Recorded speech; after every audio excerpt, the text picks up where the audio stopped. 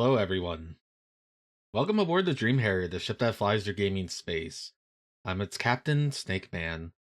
Of course, I came in when the music ended.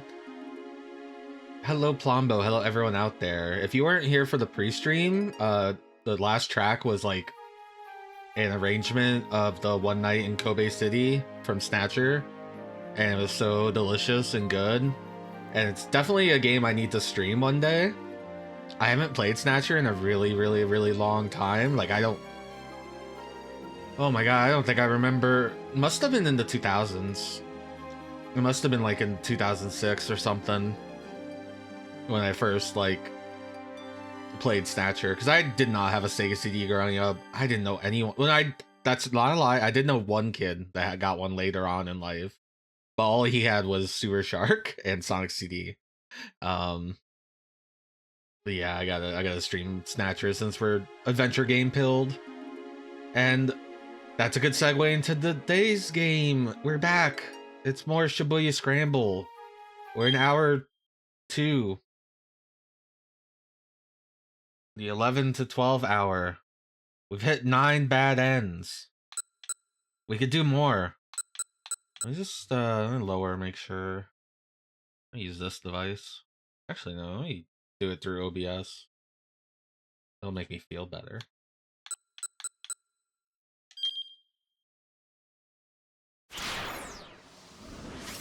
This game can randomly get loud. So we saw our adventures with Tama come to an end. She's currently waiting at the end point of the hour. So she's completely done, pretty much. There is a chance we could look back at her stuff to find more bad ends, but for now, she has reached her to-be-continue point. Achi, who was one of the first 2 characters we met, we're at a keep-out point with him, so we're locked right now as well. Though we did not see what this branching path led to. Yeah, I'm pretty sure. Hey, Kajardin. We haven't touched Kano this hour yet. We know Ikawa. I think he's like a reporter or writer. He got called to like from someone he knew that was going to kill himself. And because something happened in Kano's story, we wasted his time and we got a bad end. So we actually got a bad end here without any input from us. You can see there's no cross points or anything. Where here there is a cross point to listen to the wife or to try to get her to go away. Though we're still here at kind of a... I guess we're here at the crossroads too. We ended up at a bad end with Osawa, finding out that both his daughters are kidnapped. But we've since changed that with Achi's story. So I guess that leaves us with Kano.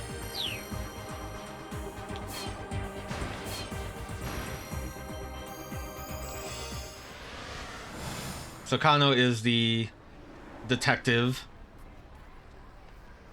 As he wandered through the back alleys, Kano gritted his teeth. Going after the guy on the bike had been a bad judgment call. By the time he got back up onto the pedestrian overpass, the man who'd thrown the attaché case was almost out of sight. Kano prided himself on being fleet of foot, but he knew even he would never catch the guy before he disappeared.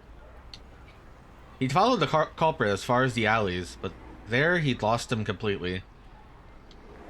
All I could do now was hope one of his colleagues caught the man on the motorcycle. Kuze's voice crackled through the earpiece. Mobile Command Center, calling all units. The suspect on the motorcycle has handed off the case to an accomplice in Miyashita Park, another foreigner. For real? Kano muttered.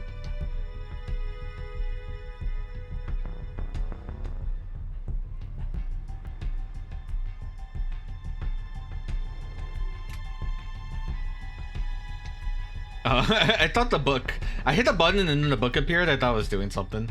One thing immediately struck him as strange. Why hand the case off to someone else at all? Why not just escape on the bike? The man with the motorcycle dumped the bike and fled on foot. It's because they want to keep the cops distracted. Alright, the game got a little loud again. This game has swells. There we go. We've retrieved the bike and run the plate, and we determined it was a stolen vehicle. A stolen vehicle. The advanced police communication system is carefully maintained. By using the digital wireless systems in their patrol cars, officers are able to directly access the station's computer network, allowing them to quickly check to see if an individual is on the wanted list or if a vehicle is stolen. We still don't have enough details to positively ID the suspect. The suspect now carrying the attaché case is heading through Dogenzaka, also on foot. So Dogenzaka is where Achi is currently. Achi with the girl. Megumi? I think it's like Megumi Osawa or something. We've got him under observation. Dogenzaka, huh? That wasn't too far from where Kano is now. It looks like we're dealing with a foreign crime syndicate that's familiar with Shibuya. All units head to Dogenzaka. But do not, I repeat, do not attempt to apprehend the suspect with the case. Let's see where he goes. Kano nodded to himself. Without knowing more about the crook's MO, letting this guy go for now is probably the only right call. I just want you all to know one last thing. Kuze's tone grew more solemn. Whatever happens, I know I can count on each and every one of you. Don't disappoint me. Over and out. Kano had the unsettling feeling that the message had been meant for him. Right. It's now or never. The sudden appearance of the syndicate and its bizarre actions were rapidly moving things beyond the jurisdiction of both the MPD and the local police. Mustering his resolve, Kano headed for Dogenzaka.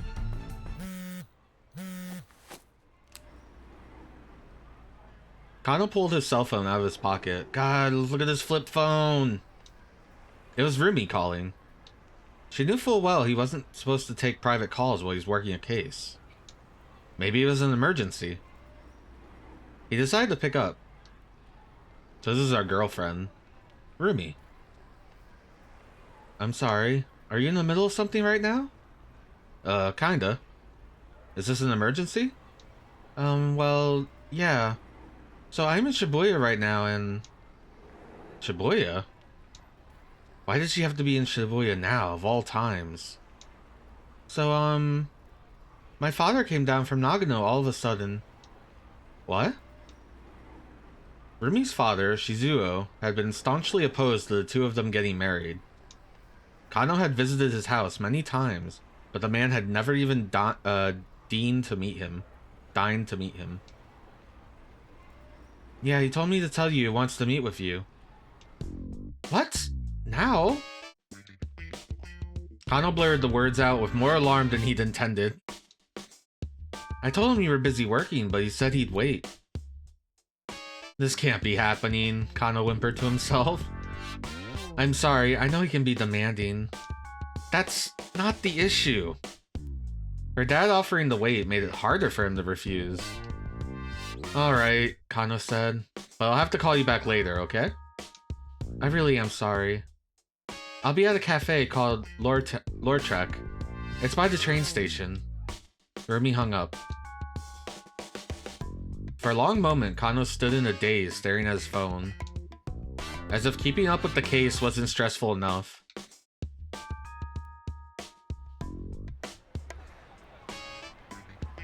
At last, he stumbled into motion. But even as he scoured Dogenzaka for any sign of the criminal, his mind remained fixed on the meeting with Rumi's dad. There was no way of knowing when he'd be done with this casework today. But could he really pass up on a once-in-a-lifetime opportunity to get her father's approval for her hand in marriage? Odds are that this will not be the only once-in-a-lifetime experience Detective Kano winds up having today. I like that the definition thing is also comedic and cute about things. Maybe he could slip away for just a bit. There were plenty of detectives still tailing the suspect. Taking 15 minutes or so to meet Shizuo wouldn't be such a big deal, would it? This is my big chance. I should go and meet with Rumi and Shizuo while I can. No, right now I've got a job to focus on.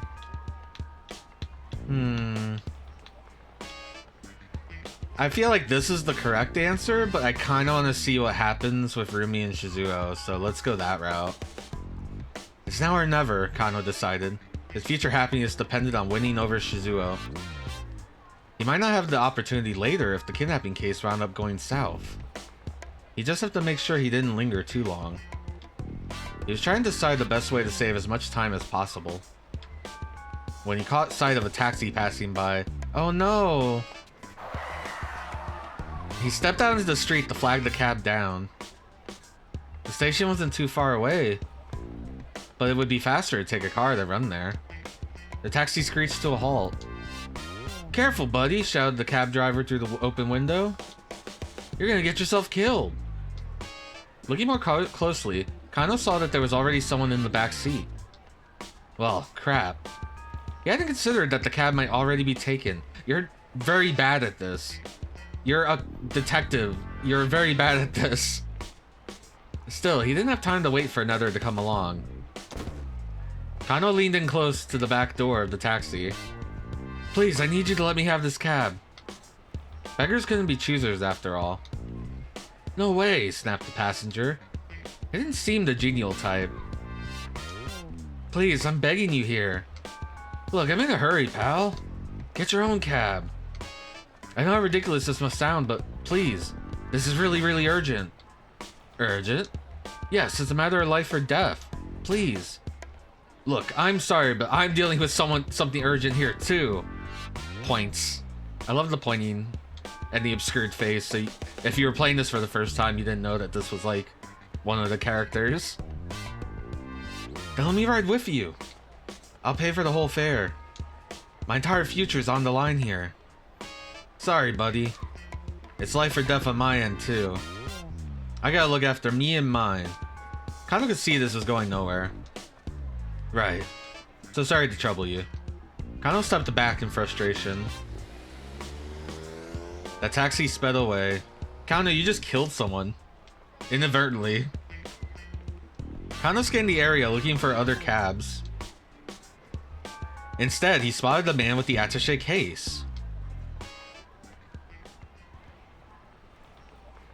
It was a stroke of dumb luck, but Kano wasn't going to lose sight of him now. He decided to follow. Further up along Dogenzaka, in the direction the perp was heading, was where Yamate Dori joined Route 246. Maybe the guy was planning to meet up with a getaway car. Oh, I hope he goes to the same cafe. No, wait, hold on. If that were the plan, why would the gang have ditched the motorcycle earlier? Kano started tailing the man, racking his brain all the while. The suspect turned down a narrow side road. He wasn't heading towards Yamate Dori or Route 246 at all, but back towards Shibuya Station. What in the world is going on? It was starting to feel like the crooks were just messing with the investigation team. It's cause they are... Kano radioed Kuze on the wireless.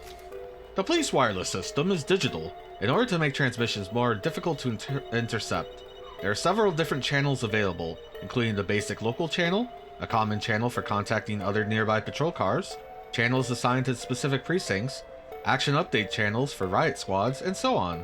There's also a separate channel specifically for kidnapping cases, not on the standard wavelengths. Sir, I don't think there's any point in seeing where this guy leads us anymore. That's not your call to make. Keep watching him. Sir, this is a waste of time. That girl might be in danger if... Kano's argument was cut short as he saw the man hand off the attaché case to yet another foreigner. Again? How many times were these criminals going to pull this trick? The detectives broke into two groups to follow both of the men. Well, it led us on the path of the foreign men. Kano followed the man with the attaché case, who eventually led him back to the area around Shibuya Station. Rumi and Shizuo should be waiting at a nearby cafe right now. Kano tried to remember the name. That's right, it was called La Trek. The name of the cafe where college student Ryoko Kakanuma works as a waitress. Ryoko Kakanuma. Do we know a Ryoko Kakanuma?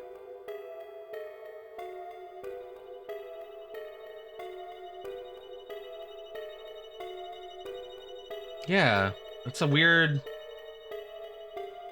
fact that they would give us. Named after 19th century French painter Henri de Toulouse-Lautrec, he created numerous works, including many posters, book illustrations, and book covers, which are highly regarded in the art world. Yeah, what's that about? He kept his eye out for a place by that name as he tailed the target, because his girlfriend name is Rumi. Before long, he did spot the cafe. Its large plate glass window offered a view of the cozy interior. The sign out front read Lautrec. Looked like this was the place. The man with the case was at the intersection, waiting for the light to change. Kano took the opportunity to peer inside. He spotted Rumi right away. She was facing away from him, so the man seated across from her must be her father. Kano realized he'd never even seen a picture of him. Shizuo grew organic produce up in Nagano nowadays, but until 2 years ago, he'd been a detective with the Investigation Division. The MPD Investigative Division, responsible for handling crimes such as murder, kidnapping, and arson that take place within the Tokyo metropolis. Truly exceptional officers are assigned to this division. They are regularly dispatched to various regional task forces to aid in investigations, where their talents and experience often prove critical. The position of Section Chief is traditionally given only to the dedicated personnel well-versed with crime scenes and organizational administration. Rumi looked up to her father for his distinguished police career and always spoke quite highly of him. Kano had figured that if he became a policeman, Rumi might appreciate that. It was a simple impulse that had led him to join the force. Oh man, you're doing this for a girl? He had also figured that public servants could stay afloat even in times of recession, and that his physical training would serve him well in such a line of work. I mean, I guess you can run fast. Once he was a policeman, he thought he could approach Shizuo with his head held high and ask for his blessing in marrying his daughter. But after Rumi graduated from university, Shizuo had up and retired from police work. Even Rumi didn't know why he'd made the decision. Kano had traveled to Nagano many times to ask Shizuo for permission to marry her. But the only response he ever got was, "I'm not giving away my daughter to any cop." Interesting. He's a former cop himself. And sounds like he just hates cops now. Maybe something happened on his last case. Kano had never even gotten past the intercom before her father turned him away. Years on the force had nearly made Kano lose sight of what had driven him to become a policeman in the first place. And now the chance to meet Shizuo face to face had finally come. He peered intently into the cafe. Across from Rumi sat an older man with a grim expression. Look at that guy. Just who was this hard-faced fellow? It took a lot to rattle Kano, but the guy looked scary. Could this really be his sweet little Rumi's father? The prospect of meeting with him later filled Kano with sudden dread. Did we get a bad end? The man went into the JR Shibuya station and stood before the ticket machine. It looked like he was planning on boarding a train. Alright, so we're tailing the guy who doesn't have the case right now. He handed it off to someone. A scene from a popular movie about kidnapping sprang into Kano's mind, where the crook had made off with the ransom money after it was tossed out the window of a train. What if this guy managed to get outside the dragnet and pull a stunt like that? I guess this guy still has the... I thought he was the first guy. I thought he was the second guy having the case after... He was the first after the motorcycle, and I thought he passed it on to someone else, but I guess this guy has the case. It looks like the suspect is going to board the train, Kano informed Kuze over the wireless. Make sure you stay on this tail. Apparently Kuze still wanted to string the perp along for a bit. We've got the lizards ready to pursue. Okay, this one I don't know. Lizards are Japanese police lingo for motorcycle squads deployed to pursue suspects in urban settings. Okay, that's cool. We're over to establish our dragnet around whatever station he gets off at. The man purchased a ticket from the machine and passed through the gate. Yeah, he has the case. There's no way to tell what station he'd bought a ticket for, but it looked like he was heading clockwise along the Yamanote line loop. Kano used his prepaid card and made his way through the ticket gate as well. Officers do not actually get free rides on public transportation simply by flashing their badges, as is frequently depicted in TV shows and films. Doing so might risk alerting the suspect. For this reason, prepaid cards are provided ahead of time. An announcement chime signaled the imminent arrival of a train up on the platform. The man made his way up the stairs, looking calm and composed. He showed no sign of checking for pursuers. Kano hurried after him. The man stopped at the very edge of the platform to await the train. No, not ideal. There's no way for Kano to get close without sticking out like a sore thumb. I love trains. Well, I love Japanese trains. I mean, I would love trains here if we, add trains. The train glided up the platform. The man gave a quick look around as he stepped aboard. I've never been on a train. I've played train games and I've played Then Should They Go, but I've never set foot on a train. Kano followed. They did open a new line in the state I'm in. But like the station I think is like an hour away, which is not ideal.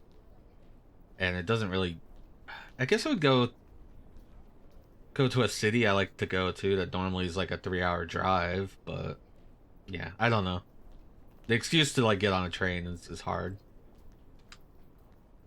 Trains on the Yamanote line didn't stop for long, and soon they were on their way. Alright, so the man aboarded the train. Kano followed onto the train. We're currently on the Yamanote line, which is something I have played, and then should I go?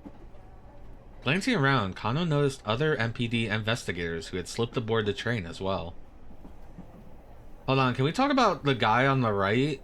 Do you see him? Not the guy with the beanie who's looking at us, but the guy directly behind that guy. And now he's behind the text, unfortunately, but I love that guy. Maybe that's not his hair. Now that I think about it, I think it's someone standing behind him. I thought he had like a really fucking cool pompadour. But no, I think it's just a lady standing behind. That's a shame. Oh well.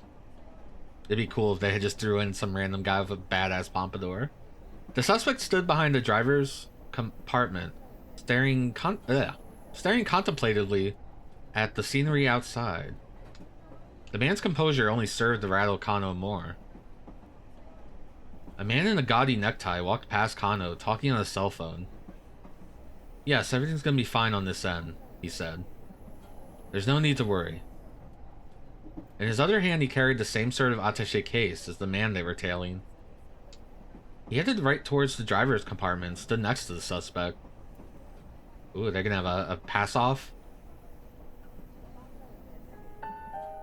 Well, now that's not suspicious.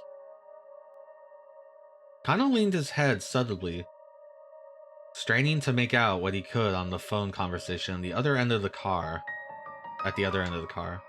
Yes, of course. 225 pages, all fully proofread. 225. Article 225 of the Penal Code of Japan details kidnapping for profit and kidnapping for ransom. Accordingly, 225 is police shorthand for kidnapping. He's throwing up all the flags. That was police jargon for kidnapping. Was this guy in cahoots with the kidnapper? Maybe the criminals had planned an attaché case swap. Kano watched the newcomer like a hawk. But rather than making contact with the suspect, the man turned around and strolled back the way he'd come. He hadn't done anything suspicious at all. Yes, right. Understood. Kano stole a glimpse of the man's face as he passed. He stopped and looked at Kano, seemingly aware that he was being watched. Kano decided to A. Stare him down, or B. Look away nonchalantly. Well, I feel like we're in a bad way because we need to fix, we need to not stop that taxi. So why don't we just stare this guy down, because that sounds funny as hell. Kano decided to stare him down. Ah, my apologies, the man said. He shut his phone with a click. I know it's rather rude to talk on one's cell phone when you're on the train. That's just common decency. This is how real people talk. The man affected a smile, then headed back to the car which he'd come.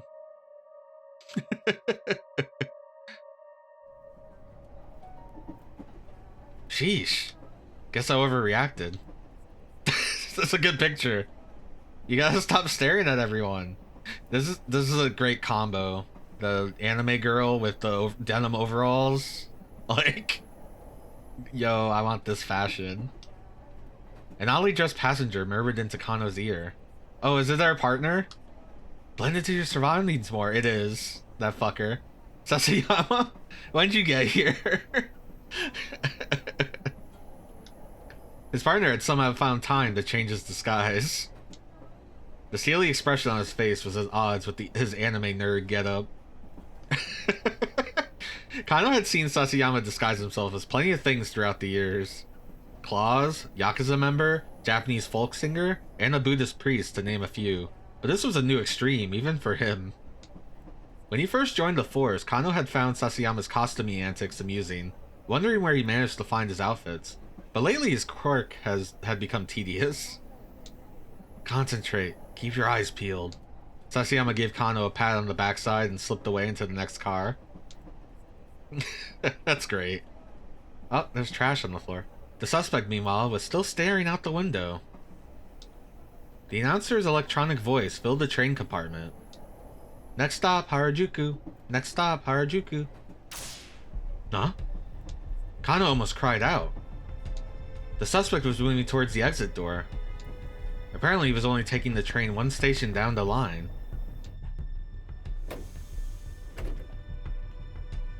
The train pulled into Harajuku station and the man got off. Harajuku, the area east of the Japan Rail Harajuku station, corresponding to Jingu-mei 1 Chome in Shibuya. Once a bustling Shukuba, or post station, where travelers could rest while journeying across the country, in modern times, it bustles instead with high schoolers after school displaying flashy youth fashion. Clothing and accessory stores and fast food restaurants line the streets. Many cutting-edge trends in Japanese youth culture get their start here.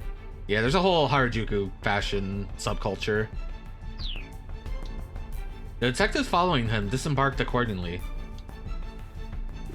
The suspect walked along the platform and took a seat on an empty bench. He was checking to see if he had was he checking to see if he had a tail? Sticking around on the platform at a station where you just got off was pretty unusual behavior. Not wanting to arouse the man's suspicion, the investigators from the MPD made their way down the stairs as inconspicuously as they could. Kano, however, had a sudden inspiration and went to speak to one of the station attendants. Sorry to bother you, but I think I left something on the train just now. He tried to keep an eye on the man on the bench as he fed his story to the attendant. The suspect sat silently on the bench, attaché case clutched securely in his arms. He didn't really look like he was checking for a tail. Was he waiting for someone else then?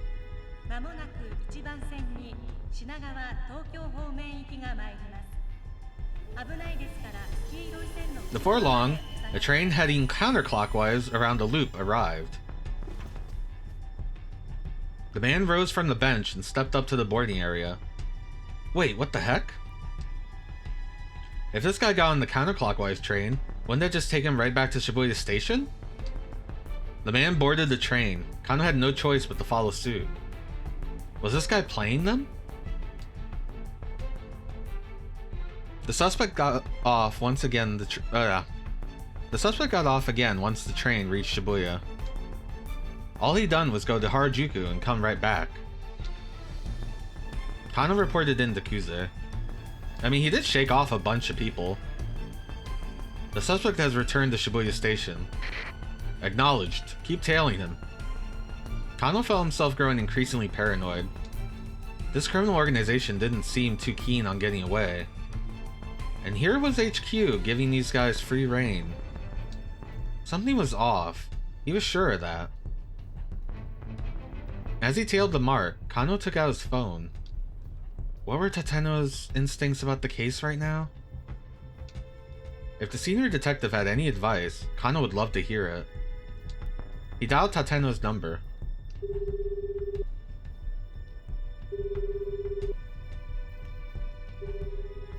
The line rang a few times, but no one picked up. Probably he was too busy seeing to Hitomi's safety. Kano felt bewildered.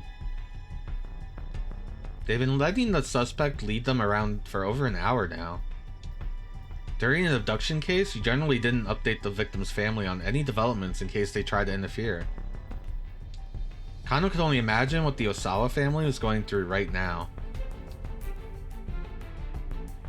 After a short walk from Shibuya Station, the attaché case was handed off yet again. This time the recipient was a tall, dark-skinned man. Again, the Shibuya-based task force split into two groups in order to tail both suspects. Kano stuck with the man who had the case. As the previous man had done, the newest suspect wandered around Dogenzaka for a while. Repeatedly looping around and around the same location was a weirdly roundabout way to make a series of handoffs. Excuse me, detective? Kano turned around with a start. Oh, this guy was at the place where the girl got kidnapped. Oh, hey, I know you, he said. It was Leland Palmer, the lecturer who had been an eyewitness to the kidnapping. The man practically radiated concern. How's Maria doing? Is she alright? I am very, worried for her. His Japanese was more halting now. My heart, it is with her family. Kano gave a quick look around. It didn't appear that they were being watched. Maybe Palmer knew more than he told the police earlier.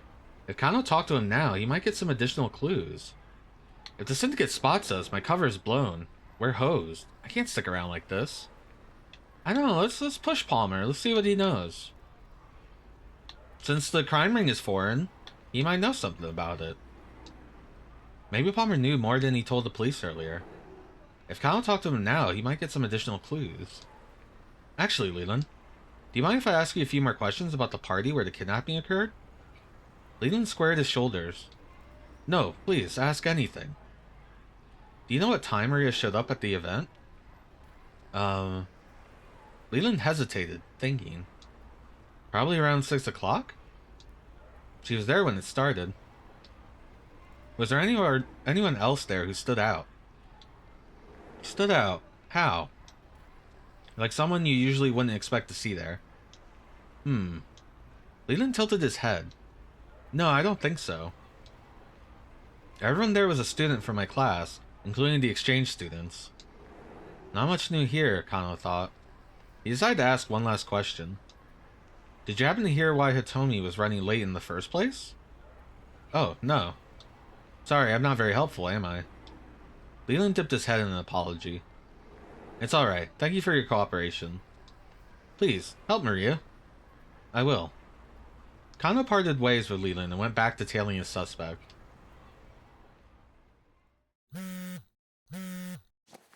Every time the phone rings, it scares me. He pulled his phone from his pocket. It was Rumi again. It was weird that she'd called twice when she knew he was in the middle of something important. Had something happened while she was waiting at the cafe with Shizuo? Kano picked up hurriedly. What's the matter? What's the matter? You know what the matter is. Rather than Rumi's soft soprano, it was a threatening masculine voice that came over the phone. Uh-oh. Kano felt his whole body stiffen with dread. Is this my father-in-law speaking? That's a bold opener. For a man that doesn't want you to marry his daughter, that's a fucking bold opener, Kano. Don't remember anyone being anyone's father-in-law. Yeah, I feel like that's coming across very well. The speaker's tone was firm and flat. No, I know, I just, Kano found himself at a loss for words. So you're dating my daughter, huh? Yes, sir. Kano barely squeaked out his reply. Thinking about getting married? Yes, sir. And speaking of which, I'd love the chance to sit down and have a nice long... Now, how long are you gonna keep me waiting? Hurry up and get your ass over here. Oh, how very much Kano wished he could do exactly that. Sir, I would, but... Forget it. The words came in an angry huff. You can't have her. Goodbye. What? Sir, please wait. As Kano cried in desperation, he heard Rumi's voice on the other end of the line. Dad, you can't just use my phone like that. You were taking too long in the bathroom. Give it back. Rumi?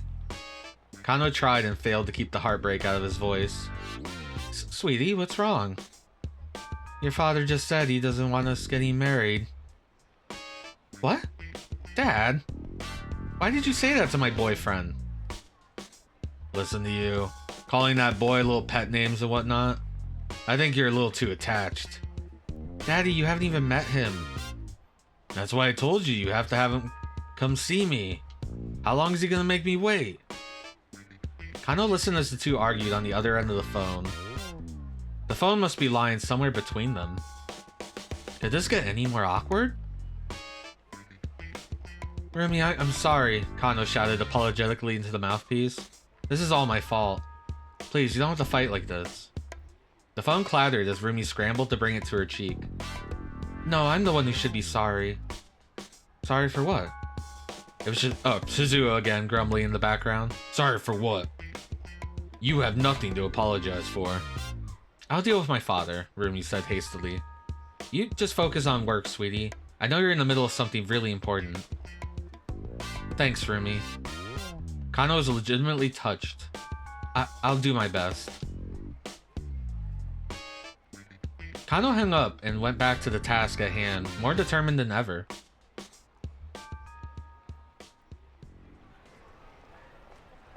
For Rumi's sake, not to mention the victims, he needs to focus on cracking this case. The man he was tailing was walking several meters ahead. There's no telling when Kuze might give an arrest order. Kano braced himself to spring into action the very instant the order came down. Mobile command to all units. Once more, the director's voice came in over the wireless. Was it time to make the arrest at last? We've identified the man who first picked up the attaché case by the statue of Hachiko. No arrest yet then. No arrest yet then, but still a crucial development. That guy. His name is Tariq Al-Karavan. He's got priors for larceny, illegal possession of narcotics, you name it. I feel like someone like this, wouldn't get into Japan. Illegal possession of narcotics puts you on a fucking watch list in Japan. He belongs to a foreign criminal syndicate that's operating in Shibuya. Kano felt his apprehension rising. If this syndicate was behind the kidnapping, they were anything but amateurs. And though they might be leading the police on a wild goose chase, they certainly weren't playing around.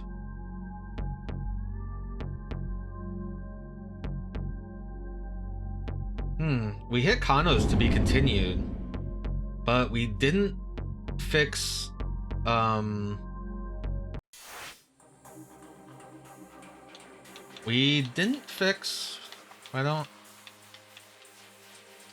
Hello? Game?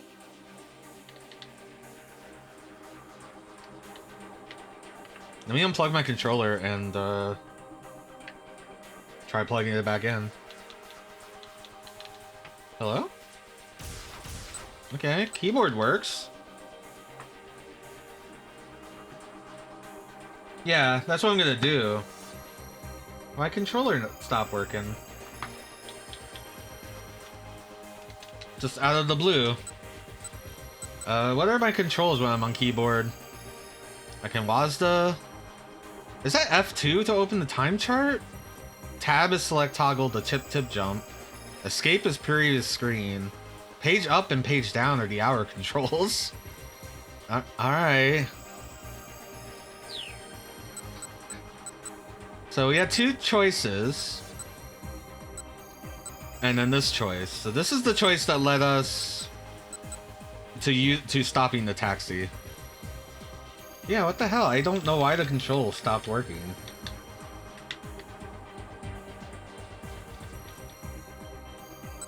I'm gonna plug it into a different USB port.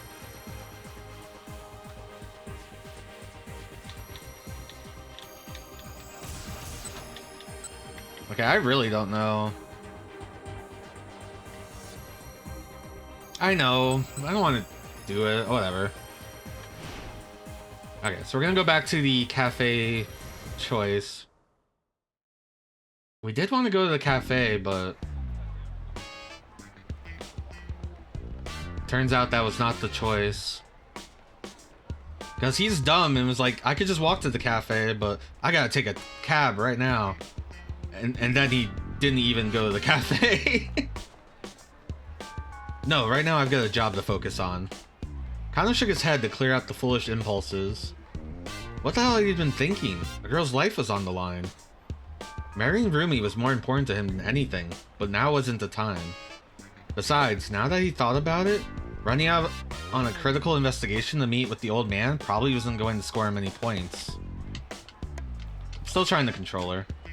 Rumi's dad didn't strike him as someone who'd approve of shirking one's responsibilities. Kano would just have to wrap up this kidnapping case a little ahead of schedule, then he could have a proper sit-down with Shizuo.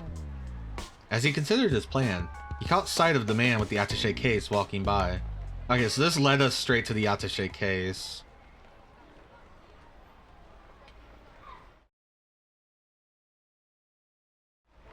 Further up along Dogonzaka in the direction the perp was heading was where Yamatori Dori... Okay, so that should bring us all the way here. So I think we fixed the taxi ride.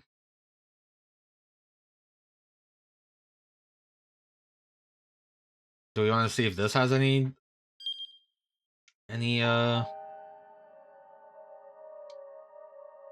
butterfly effect? Kind of decided to look away nonchalantly, but his anxiety got the better of him, and after a moment he turned his gaze right back. Oh, Kano's just bad at his job. Soon the two men were locked in a staring contest. Ah, my apologies, the man said. He shut his phone with a click. I know it's rather rude to talk on one's cell phone when you're on a train. That's just common decency. The man affected a smile, then headed back to the car from which he'd come. Sheesh, I guess I overreacted. There we go, good shot. What's the other choice? The other choice involved Kuzuo, right? So Palmer didn't give us anything.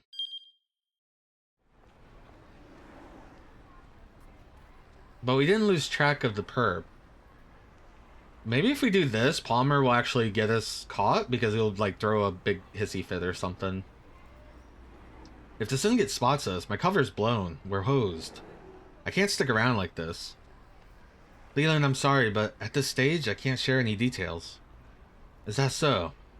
Oh yes, of course. Leland cast his eyes down and hung his head. Please don't worry, though. We are still hard at work investigating. Ah yes, thank you very much. With that, Kano turned away from the lecturer and went back to tailing his suspect. Cannot speak today. I think that's every day I do a stream like this. Alright, so this is the Rumi conversation again.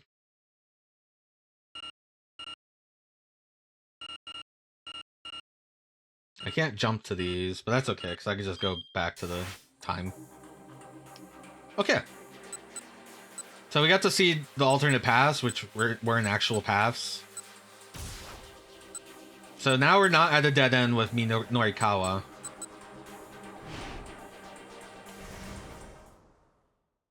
I'll go through this since it'd been a week since we last looked at this. Norikawa's frantic journey had started 20 minutes earlier. Well, maybe it won't, because it's pretty long. What you need to know is that he was working when he got a call from Teruo Toyama, the president of Heaven Publishing, who he stopped getting work from because they didn't pay as well, and the whole conversation was very weird, with the guy on the other end crying, and then the last thing he says is, "The only thing I could do now is die."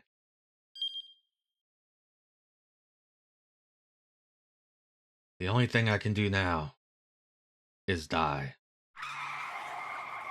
The taxi's tires squealed as the cab rounded the corner. The shift in momentum made Minorikawa topple over in the back seat. There we go. 10 minutes on the dot, the driver announced. Good job. Minorikawa righted himself and looked out the window. Shibuya Station. I knew you could do it, Mr. Kimizuka. He told the driver how to get to Heaven Publishing. It shouldn't be more than 5 minutes further. Sir, if I may ask, just what are you in such a hurry over? Son of a bitch. I beg your pardon? Kimizuka bristled. Not you, the guy who's waiting on me, Minorikawa said. I'm gonna give that son of a bitch a piece of my mind. I wish my controller worked. I could try a different controller. Or reboot the game after we get to a save point. The multi-tenant, it saves a lot. The multi-tenant building where Heaven Publishing had its offices came into view. The taxi stopped outside. Minorikawa opened the door as he hurriedly reached for his wallet. Then he stopped. What if the worst had come to pass and he needed to take Toyama to a hospital? Should he have the taxi wait here? It would be better to call an ambulance. Sir, is there a problem? The driver asked. Wait here, I'll be right back, or... No, I'm fine, you're a lifesaver. How much do I owe you? The taxi did do his job very well. And, you know, we could call an ambulance if needed. It's not like America. No, I'm fine, you're a lifesaver. How much do I owe you? Minorikawa paid the fare and got out of the cab. I'm gonna swing by the train station. And if I don't get any passengers, I'll come by this way again, Kimizuka said. The taxi pulled away. See, he's gonna come back. Once inside, he avoided the elevator in favor of rushing up the stairs. Heaven Publishing rented out the 3rd and 4th floors. In all likelihood, Toyama would be at the editing department of 4-Store General Gossip on the 4th floor. When he got there, however, the door was locked. Mr. Toyama! Mr. Toyama! He shouted and banged, but there was no reply. Something was seriously wrong. Minorikawa took a deep breath and then kicked the door in. Whoa! Toyama was standing on a stool, about to slip his head through a noose that hung from the ceiling. What the hell are you doing? Minorikawa lunged for Toyama. The two men crashed to the floor in a tangled heap. A pile of clutter slid off a nearby desk and fell on top of them. Minorikawa, what are you doing? Toyama whined. Dragging himself back to his feet proved something of a challenge. That's what I'd like to know. Minorikawa's fury was mounting. What the hell is that all about? He jabbed an accusing finger at the noose hanging from the ceiling. What were you to do with that thing? Oh, that. One of the fluorescent lights died. And I was just swapping it out. Don't you feed me that bull. What was that phone call all about? That business about how the only thing you could do was die? Tell me. That was just a joke. Toyama curled his lips into a faint semblance of a smile. Minorikawa wasn't buying it, but he didn't have time to press the issue. Well, we know what would have happened if Minorikawa was not there in 5 minutes earlier. Everyone uses the noose to change the lights. Duh. A cute little voice echoed through the editing office. Daddy, I'm back from the store. The little girl came walking in carrying a length of rubber gas tubing. It was Toyama's 5th grade daughter, Hana. Or Tab. Teruo Toyama's only daughter, currently 10 years old. The night Hana was born at Shibuya Central Hospital, there was an unexpected fireworks display outside the window of the maternity ward. As he looked out at the bursting rockets, Teruo decided to name his daughter Hana after the Japanese word for fireworks, Hanabi. Minorikawa stared. Toyama, you were planning on using that hose to... And he had all his bases covered. He hesitated to end his sentence with gas yourself to death. Oh, you know, it's almost gas heater season after all.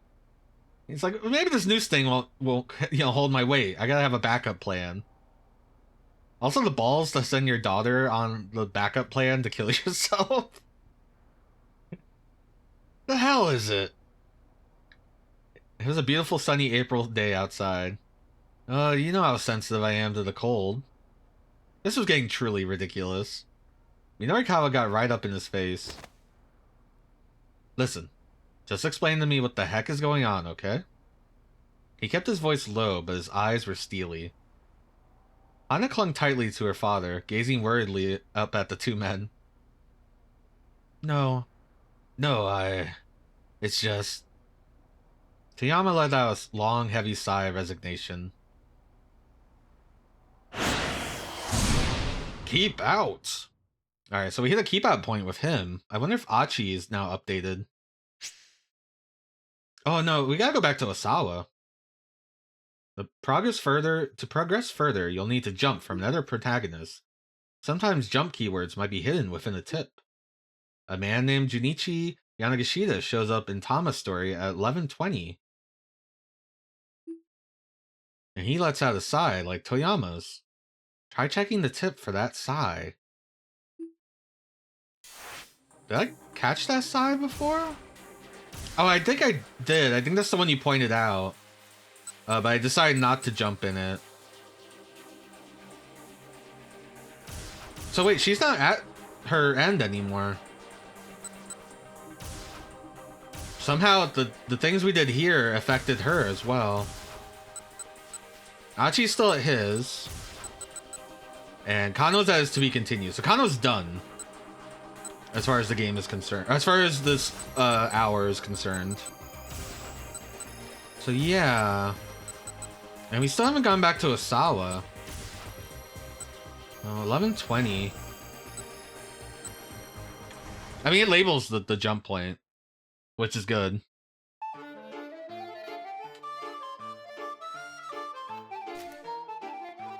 One has no money to give, only sighs. Right around now, Minorikawa is in the company of someone inclined to sigh this way. Yeah, and I thought that was weird.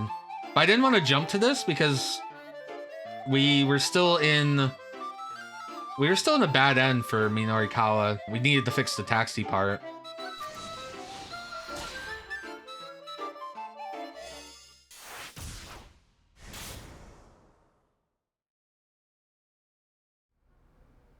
Like, I wonder if that would have jumped us to the bad end. Oh, okay. It was just good to keep in mind that it's a jump point. No, it's just... Toyama let out a long, heavy sigh of resignation. It's the scratch cards that were in 4-star general gossip. A type of lottery card featuring areas printed with a special silver ink. These silver inked areas can be scratched off with just a fingertip or coin to reveal potential winnings, providing a quick speed lotto fix. In order to prevent the symbols or letters underneath the silver from showing through, the back of the card is printed in black. Somehow, you always seem to lose when you've got your hopes up, but manage to win when you least expect it. 99% of all gamblers quit before they hit it big. That's where the problem is. And what is the problem? I like the daughter just look in the sky. I don't know why I'm here. At this weird photo shoot. If you shine a light on the cards from behind, you can see where the winning symbols are. Whoa. I messed things up dealing with the printing company. All of this, he gestured vaguely, it's my fault. My responsibility. He proceeded to explain the situation in detail. I mean, I mean, you were still going to pay out, so you still had that money set aside, right? Word was quick to leak on the internet that there was a way to find the winning symbols. And suddenly thousands of cardholders turned up en masse to collect. Like, the number of cards the number of lotto cards that could win doesn't change. It just means that people can find them quicker.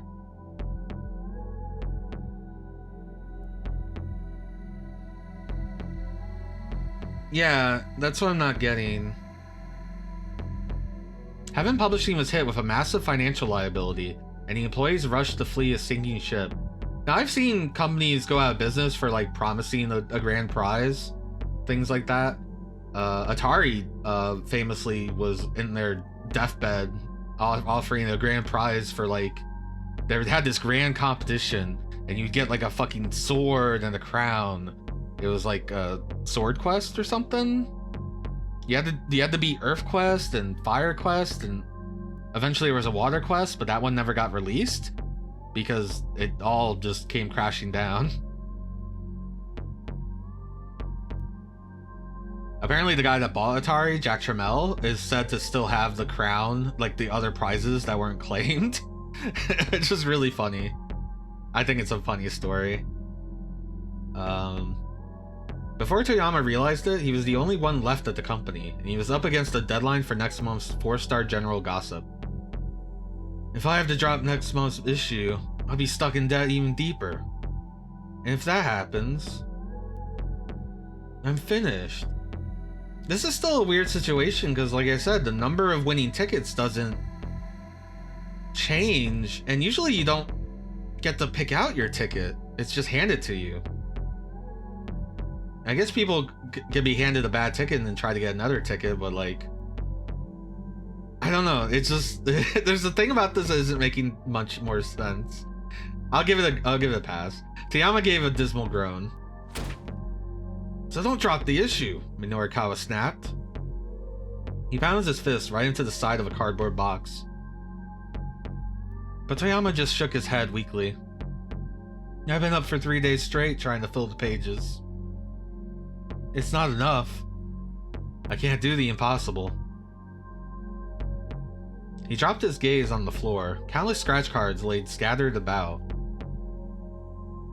Oh, okay, I get it now. I get it. You have a chance to win on the card, but you can fail. It's not like our system, where the American Lotto system, the scratch cards are predetermined. So if you get a card, you know, it's either a winning card or a losing card, no matter what you've scratched off. It looks like here you could like get a bingo or something. They'd probably been amidst the pile that had fallen off of the desk earlier. Each card showed a neat row of 5 win symbols. I see. You can't know if it's impossible if you don't see it through. I'll never make it in time. The proof needs to be done by 8 o'clock this evening. Proof, the final stage before printing, when the copy or manuscript is checked for errors. Not sending corrected proofs to the printer before the deadline can result in the book or magazine in question not making it onto shelves in time for release date. Can I tell you that I worked at a Barnes and Noble during the first Trump election, and we got the magazine, the Newsweek that was like Madam Clinton, celebrating the win of Hillary Clinton's presidency. It was really fucking weird to see. He let it aside and held his hand out to Hana. Yeah, that magazine existed and I guess goes for money now. But yeah, they were all set to just like, yeah, just the Trump guy's not winning. We'll just do the Hillary Clinton issue. Get it on newsstands early, get ahead of the curve. No one told them. He let it aside and held his hand out to Hana. Hana, would you mind giving me that hose? Hana gave her oh, that was the father talking. Father a quick look, then handed the rubber hose. Oh no, it is Minorikawa. This won't be necessary. He tossed the rubber hose into the trash, then jabbed his finger at Toyama. Show me the layout and the draft proposal for next month's issue. Toyama blinked a few times in disbelief. Huh? You can't possibly be serious. I'm trying to help. Now show me the layout and the proposal before I change my mind. I'm pointing. After a brief, incredulous pause, Toyama hurried off to grab the paperwork. A layout in publishing speak is an outline of the magazine showing which articles will occupy which pages.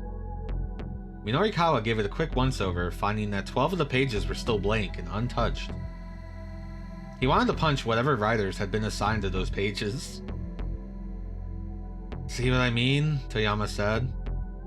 "It's hopeless." He sounded perversely proud of his failure. Getting enough material to fill 12 pages by 8 o'clock. Yeah, it was definitely a tall order, alright. "Says who?" Minorikawa replied. "Remember who you're talking to here." "You seriously think you can do it?" "You're joking, right?" Minorikawa shot back. "I seriously know I can do it. There's nothing in this world that I hate more than a bad joke."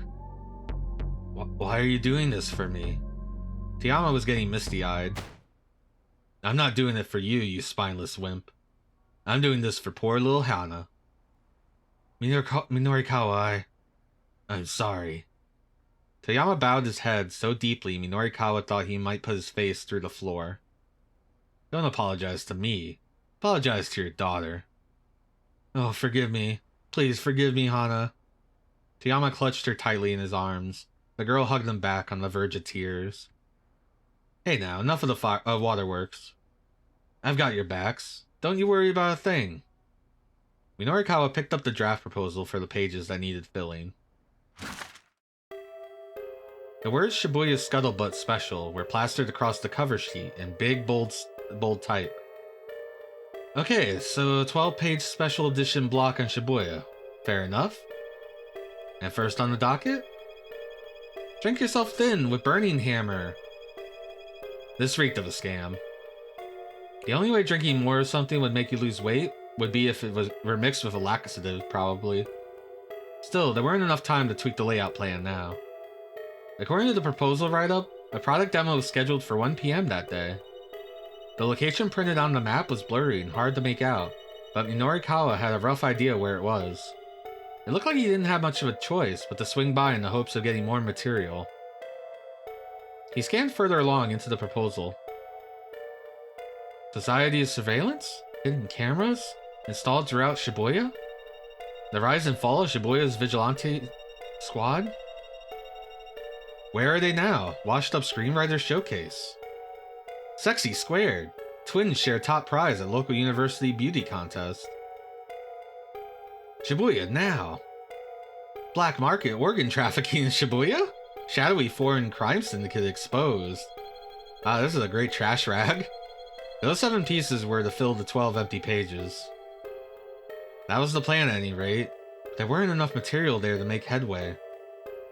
The Shibuya Now article didn't even have any proposed content. This sucked hardcore. It didn't look like there was much material for the rise and fall of Shibuya's vigilante squad either. The notes suggested that a few years prior, a group of youngsters in Shibuya had banded together to help fight crime in the neighborhoods. Oh, that's Achi's group. At this point, however, things had flipped around completely, and they'd become a gang of street punks themselves. Okay, everything's getting connected. The Burning Hammer, the Achi stuff. A turn to the dark side? It had the makings of an interesting article, to be sure, but tracking down this gang would take time. Minorikawa was personally intrigued by the one about organ harvesting in Shibuya. The rumor was that organs were being smuggled out of Southeast Asia and fenced locally at a tremendous price. There was even a plan to ascertain the authenticity of these claims. Fascinating. If Minorikawa was going to be spending all day gathering other material, though, he didn't have much time to spare for it. Shibuya Now! The rise and fall of Shibuya's vigilante squad. Black market organ trafficking in Shibuya? Minorikawa decided that one of those 3 would have to go. He thought about it long and hard as he stared at the draft proposal. There was a good chance he'd really screw himself over if he picked the wrong one. Finally, he decided to cut Shibuya Now? The rise and fall of the vigilante squad? Or the black market organ trafficking? He doesn't have much on Shibuya Now and is very vague. But its vagueness could be to his advantage that you put anything there. This involves Achi, so I want to keep it because I think that would be important. I don't think the black market thing is important to the current ongoings right now, but it could be. Could be a tie-in to the Syndicate. Let's drop Shibuya now, just because it's the most vague and boring. He decided to cut Shibuya now. He didn't have the time to make up an article out of whole cloth. His goal was just to make sure that 4-star General Gossip made it to the press at all. Society Surveillance. Where are they now? Sexy Squared. Those 3 pieces had individuals slated for interviews, but no appointments had been made with any of them. Unscheduled interviews were a dicey prospect. Minorikawa decided to call them up on his cell as he made his way down the list. The only one he managed to get a hold of was Shinosuke Orai from the Where Are They Now piece. Former broadcast writer, he appeared on various popular variety shows on commercial network Sun TV. He currently heads up a small theater troupe known as the Wandering Angels, operating out of Shibuya. Later today, the troupe is putting on a performance at Theater Ace in Sakura Gaukacho. I'm always confused why there's Sakura Gaukacho. It's a Gao. I think it's because there's a Sakura Chow or something in like Jet Set Radio. Because Jet Set Radio is fake Shibuya.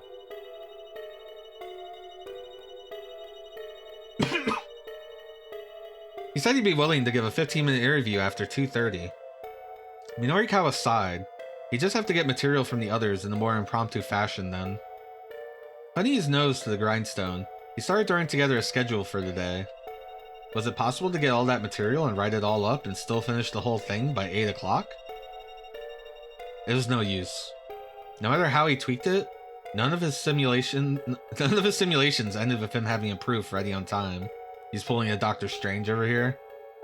He just needed one more thing, and that was another writer. Minorikawa zoomed through his contact list, calling up all his freelancers he knew. The results were depressing. Answering machines. Overseas on business. In the hospital. Currently doing time. Before long, he'd call everyone he could think of except for one. Novice freelancer Chiaki Iso. Chiaki was a bit of an odd duck, a reporter who was scared of talking to people. Minorikawa had never known anyone who became so hopelessly flustered in a one-on-one setting. In such a rattled state as to be unable to speak. Chiaki's tendency to become flustered is famous among her freelance writer colleagues. Once, she conducted an hour-long interview, during which she only managed to ask her interview subject's name.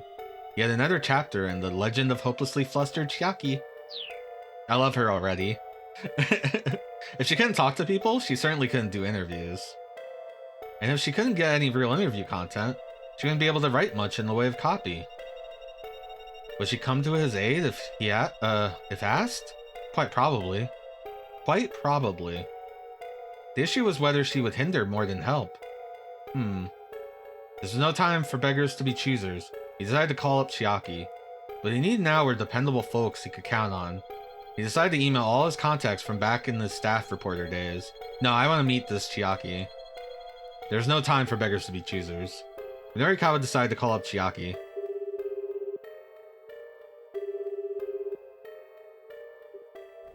The phone rang several times before a sleepy voice answered. Hello? Chiaki, hi, it's Minorikawa. Are you free? Today? What? She seemed thrown by the abrupt question. Did you just wake up? No, I mean... Well, yeah. Good morning. Her voice still sounded half asleep. So then I'm guessing you don't have any work slated for today, as usual. Pretty much. No work, no money, no food. Nothing to do except sleep. If I'm not awake, I can't dwell on how hungry I am. She didn't sound well, almost like she literally didn't have anything to eat. Well, I've got work for you. I'm over at 4-star General Gossip. Get over here ASAP. What? You really mean it? That seemed to finally wake her up. Yeah, but hurry. Minorikawa decided he'd assign Chiaki to the rise and fall of Shibuya's vigilante squad. First, I want you to take a look around Shibuya for this group of vigilante types. By vigilantes, you mean people who have volunteered to help prevent crime? There was a note of relief in Chiaki's voice. Yeah, that's right. Except apparently now they've turned into a nasty street gang. Did you say street gang? Nah, no way, absolutely not. Norikawa could almost see her shaking her head on the other side of the line. What if I get killed or sold into slavery overseas or something? He doubted there was much chance of the latter, or the former, for that matter. But still, he understood her concern. Alright, I hear you, he said. Then how about you go hang around Shibuya Station and do some street interviews for me? Street interviews? There was a nervous waver in Chiaki's voice now.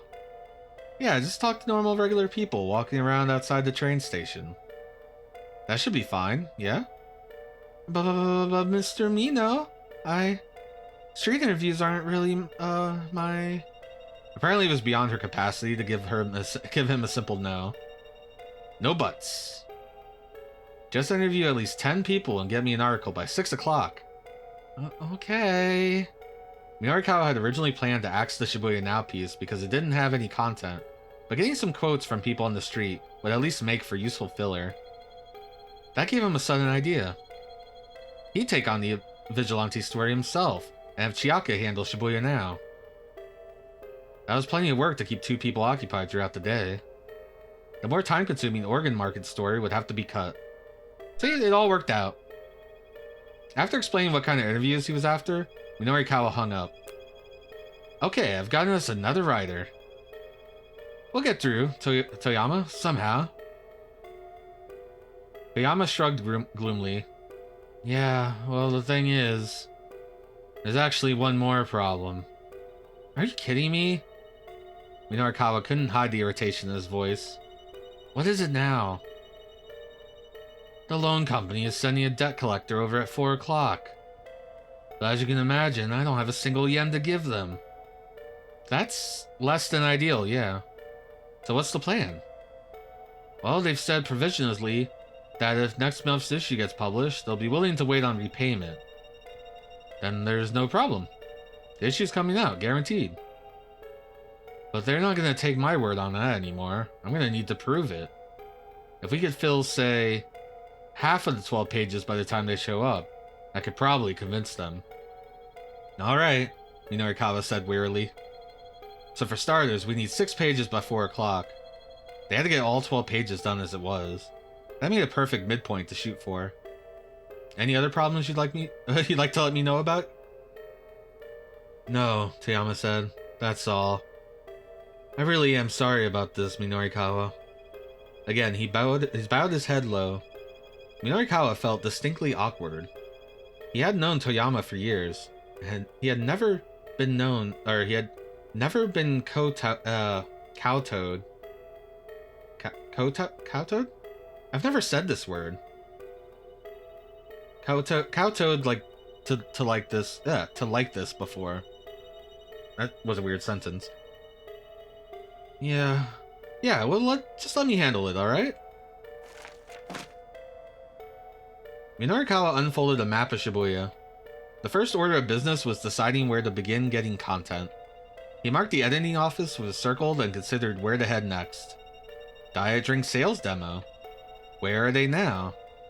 Society of surveillance. Sexy squared. That's got a thingy. Midoriyama Academy. That's the school that all the girls that got kidnapped go to. A university associated with Midoriyama High School. Notable alumni include famous actress Masami Nagahama. I think that was the girl that Kano's partner thought was on the phone? A National High School Baseball Championship winning pitcher, the Tissue Prince. The Tissue Prince? Its educational philosophy is summed up in its slogan, Word, Skill, and Beauty. A very high percentage of winners of the Miss Midoriyama contest go on to careers in the entertainment industry. Shibuya Vigilantes. The diet drink sales demo was at 1 o'clock, and the interview with Shinosuke Orai for Where Are They Now was slanted for 2:30, so those times were set. The question was what to do in the interim. It was a little early, but maybe we should just go to the center guy and get an interview at the diet drink sales demo? It was a bit of a hike, but maybe we should go check out Dogenzaka and check out Endo Electronics. Why would he check out Endo Electronics? Or maybe he already knows. I guess he has a lead, right, on Achi. And this is Achi's residence and store that he works at. Maybe that's the case. Yeah, let's have him go into Achi's path. It was a bit of a hike, but maybe you should go to Dogenzaka and check out Endo Electronics. Yeah, that should give him what he needed to put together the Society surveillance piece. Oh, he's gonna interview them about the surveillance stuff. And it just happens to line up with the fact that it's Achi. That's gonna kill like 8 birds with 2 stones. Okay, I'm heading out. And don't even think about doing anything else stupid while I'm gone. I love this man's pointing. Got it? Minorikawa hustled out of the editing office, hoping Toyama would take his admon. Oh god, I haven't said this word in a long time. Admonish. I know, it's so far he's my favorite. Admonishing? Admonition. Because I know admonishing. Admonition? Admonition. Admonition to heart. I'm good. English is my first language, leave me alone. A taxi came by just as Minorikawa stepped outside. Oh, is there a boy? Huh, you again? Yeah. It was Kimazuka's taxi again. Hey, what can I say? I know how to sniff out a guy who's going places. Really? Well then, Dogenzaka, ASAP. Son of a bitch. Minorikawa bristled. I beg your pardon? That son of a bitch you wanted to give a piece of your mind, sir? Was he waiting for you like you expected? Look at this smug-ass look. Oh, yeah. And I damn well gave him a piece of my mind, too. Yeah, glad to hear it, sir. The taxi sped off. They're gonna be best friends. We're witnessing a blossoming relationship. Minorikawa pulled out the proposal and looked at it over again. The idea for the surveillance story revolved around the claim that hidden cameras had been installed throughout Shibuya's shopping districts, upwards of 500 of them. Supposedly, these had eliminated lots of blind spots, and the crime rate in the area had dropped significantly. So I wonder if the game didn't expect me to remember the Endo Electronics connection to Achi, because it's something that only happened at the very beginning of Achi's story, and has not come up at all.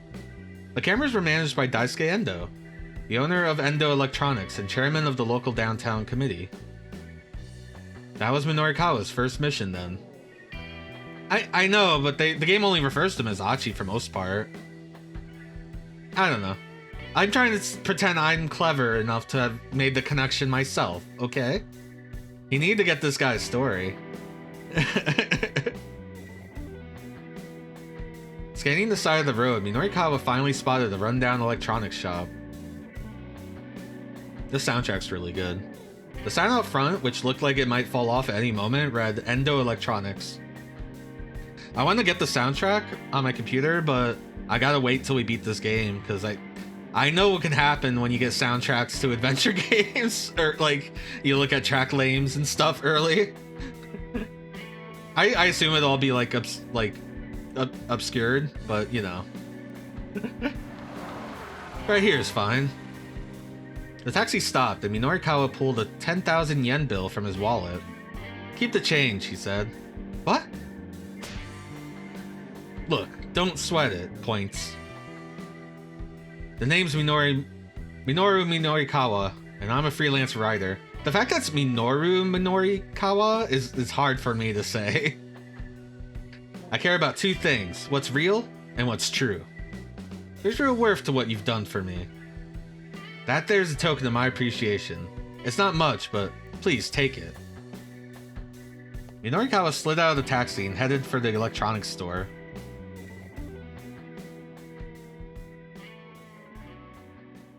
I also think the soundtrack is connected to the anime as well, like you get both soundtracks, and I haven't watched the anime either. Inside, Endo Electronics looked more like a mountain of hoarded junk than an actual business. Oh yeah, I meant to talk about the anime because I was doing research about the game's writers and stuff, and I forgot. I think I knew this at some point, but I forgot that Nasu, the Fate Stay Night and Tsukihime guy, worked on this game. And the Clanad, or not Clanad, that's a different anime.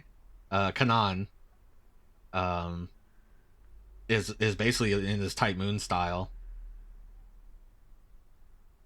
Towering piles of ancient appliances stretched towards the ceiling. Old television sets with dial knobs leaned against computers with 5-inch floppy disks. Ooh, give me that 5-inch floppy. A storage medium for personal computers in production from 1976 to 2001. The magnetic disks are sheathed in paper or plastic jackets and are known for their tendency to flop around in one's hand. Technically speaking, they are 5¼ inches in diameter. Incidentally, Door, that's funny. Alright, so Door is a Spike-Chunsoft game that is the first Yuji Horii game, I think. I think that was Yuji Horii's first game with Chunsoft. Released in 1983, the debut title from this game's producer, Koichi Nakamura, was produced in a 5-inch floppy version. That's funny. Door referenced, pointing at Door. It's me pointing. What possibly could be there for all this outdated stuff? What possible use could there be for all this outdated stuff? Mr. Endo, are you here? Minorikawa cried out. Nobody came to greet him. The shop was definitely open, though. Surely the proprietor hadn't left it unattended. Hey, Mr. Endo. Come on, I know you're in there. After a short wait, Minorikawa heard sounds from the living space behind the shop. Oh, Yuji Horii wasn't involved with Door? Okay. Just Nakamura. The door opened to reveal a tired-looking middle-aged man. They should make a Door HD remix. Like Door Championship Edition. Yeah, what do you want? Are you Mr. Endo? Minorikawa asked. I am, the man said guardedly, so I think this is the first time we've seen Achi's dad. And I'm sorry, but I'm in the middle of something at the moment. Could you come back tomorrow, or... Please, just give me a minute. I'm a freelance writer. Name's Minorikawa. Ooh, nice business card. Minorikawa showed Endo his business card. I'm writing an article for 4-Star General Gossip. A magazine piece, huh? Precisely. So if I could just have a little of your time today? The phone rang, cutting him off before he could get down to business. I'm sorry, you'll have to excuse me for a moment. Endo reached into the clutter and pulled out a telephone. Hello, Endo Electronics. The proprietor listened for a moment, then raised an eyebrow. Yeah, that's a problem, alright. Alright, understood. I'll try to get a hold of the customer then. Endo set the receiver back down. What was that all about? Minorikawa asked. Oh, yesterday I sold a dry ice machine, and the manufacturer just called to let me know the model is defective. Defective? Apparently, once it starts making dry ice, it won't stop. I need to tell the customer I have to recall the machine and refund their deposit. Please give me a moment. Endo sifted through some sales slips, read a number off of one, and made a phone call. I like that their light bulbs come in these like little tubes. Nobody picked up on the other end, however. That's right, he grumbled to himself. He said they'd had some performance today. Performance? That links back to the theater troupe, maybe. Performance? Minorikawa asked. I sold it to a guy from some theater troupe. They're called the Wandering Angels or something. A theater troupe run by Shinosuke Arai. This afternoon at 5:30 p.m. they're performing their 22nd piece, Au revoir. Right now, all of the actors are already at the theater except for Akiyomi Mando, who plays the rival, the main character Ryu. The angry production chief has sent his assistant to Mando's apartment, but he does not yet know what awaits him there. Continued in the Tale of the Wandering Angels, Episode 2. 6 episodes in all. Is this going to be like a recurring thing? That's funny. The Wandering Angels? That was Shinosuke's RI theater troupe. Minorikawa had an interview with him booked for 2:30. Anyhow, what can I do for you? Minorikawa hastily explained what he was after. Endo gave him a dubious look. As I said earlier, I'm a bit busy right now. Busy cleaning up, I hope. How do you get anything done in this mess? Why, are you this rude to all your interview subjects? 5 minutes. Just give me 5 minutes of your time, please. You've got to be joking. Go on, get the hell out of here. Endo headed for his back room in a huff. Fine, then I'll just have to write about what you've already told me. Namely, that Endo Electronics sells defective merchandise. Huh? Just what are you implying? Did you or did you not sell that theater troupe a defective piece of equipment? Look, I'm gonna get in touch with them as soon as... I bet they're in a hurry preparing for their performance. I doubt you'll be getting through to them today. Endo bit his lip. Now that I have your attention, Minorikawa said, let's make a deal. What kind of deal? I'm meeting with a member of the Wandering Angels a little later today. I can let them know about the dry ice machine for you. In exchange, all you have to do is give me my interview. Endo scowled. And where's your proof that you'll be meeting with the Wandering Angels? I might take advantage of a guy when he's down, Minorikawa replied. But one thing I'm not is a liar. The shopkeeper took a few moments to think about it. Fine, he grumbled. 5 minutes, that's all you get. Minorikawa whipped his notepad out of his coat like he was drawing a gun. Then let's get right down to it, shall we? Go right ahead. So I hear that that over 500 surveillance cameras have been installed throughout Shibuya shopping districts. Yeah, that's right. Why so many? We used to have a lot of delinquents in town. Young people who act rowdy or cause trouble, often at arcades or convenience store parking lots, and who frequently resort to petty theft and other mischief, also referred to in more outdated terms, or outmoded terms as ruffians or hoodlums. Endo said the word with marked distaste. Oh yeah, I remember there being some problem kids around. They were real punks. They vandalized my signs, made a mess of my storehouse. They were just awful. I see. Minorikawa scribbled diligently in his notepad. Heck, my own son put together a sort of vigilante squad to help teach these punks a lesson. Ada? Wait? Vigilante squad? Whoa, hold up right there for a second. Minorikawa jutted out his hand to interrupt. This guy's son was part of the Vigilante squad? What a stroke of luck. Maybe he could also provide some info for the article on the gangs of Shibuya. Sorry, I didn't mean to get too far off topic here. Oh, sorry, I didn't mean to get too far off topic here, but could you tell me the name of this group your son belongs to? They call themselves SOS. Originally a group of well-meaning young people who would get together downtown as a sort of vigilante squad, trying to keep Shibuya clean and safe. In those days, the group never engaged in theft or other criminal activities. More recently, however, SOS has become one of the biggest gangs in Shibuya, resorting to defacing public property with graffiti, shoplifting, and shaking people down for cash. Wow, they become big time. Prided themselves on being the top gang in Shibuya and all that. The top gang in Shibuya. Did I really just hit the jackpot right here? Not to pat myself on the back, but go me. All I have to do is step outside and the story finds me. I think I might be a natural at this. It's your job, right? As it happens, I'd like to interview people from SOS. Would you be able to put me in touch with your son? Yeah, sure. But you should know that my son isn't in the gang anymore. So that's a jump point. We can jump to Achi. Let's jump to Achi. It's been a while since we've seen Achi. We're currently at the 11:50 mark of the hour, so we're almost done with Achi and Minorikawa's stories. Zoom.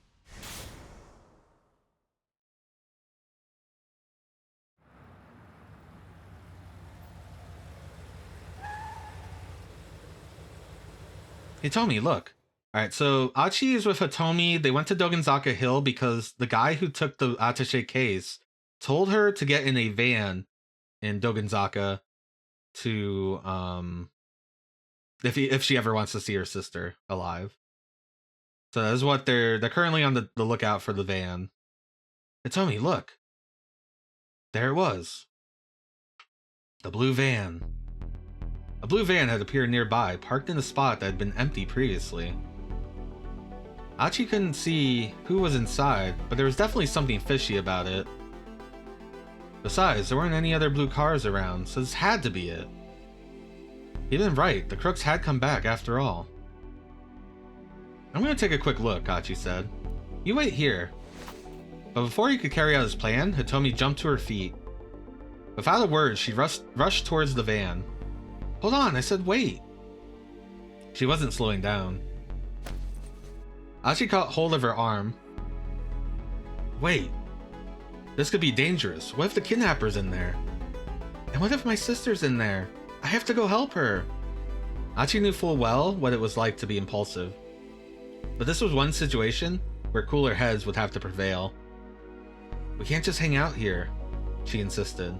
What if the car takes off again? That's why I said I was gonna take a look first. But isn't that dangerous? What if they do something to my sister because some random guy comes snooping around? Oh, huh. Yeah, you got a point. Achi thought as fast as he could. The criminal told Hitomi to get into the van. There had to be some specific reason for that. What if they were planning to abduct her as well? Whatever the case, he couldn't just let her go. He had to make a snap decision.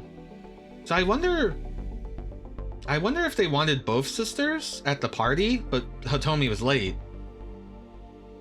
Or that something else is going on. He had to make a snap decision. Look, just let me go first. I don't want to put you at any risk. Okay, let's go together again. Does that work for you?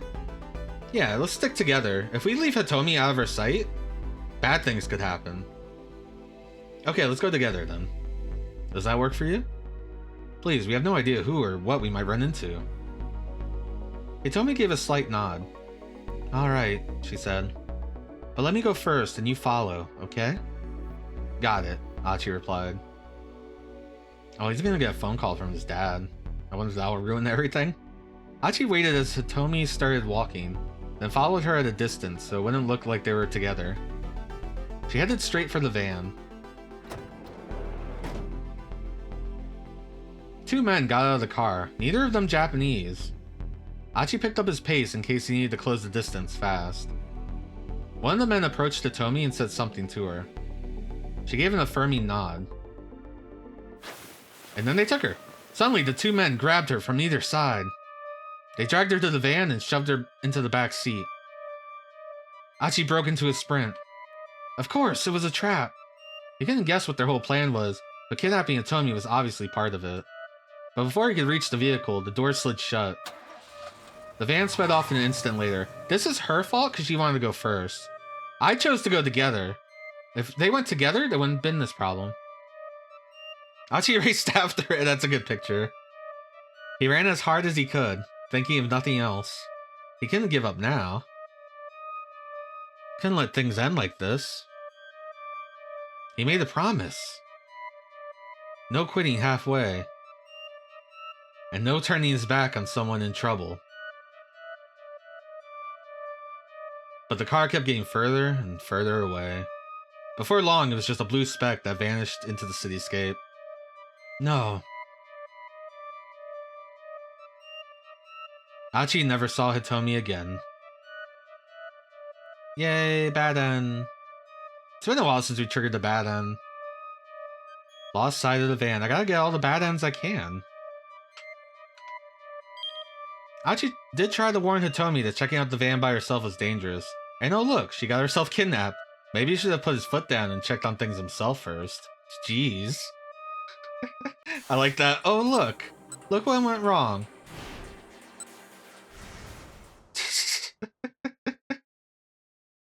Maybe you should have a spine, Achi. Look, just let me go first. I don't want to put you at any risk. Hitomi's determination wavered at the look in his Achi's eyes. Please, he continued.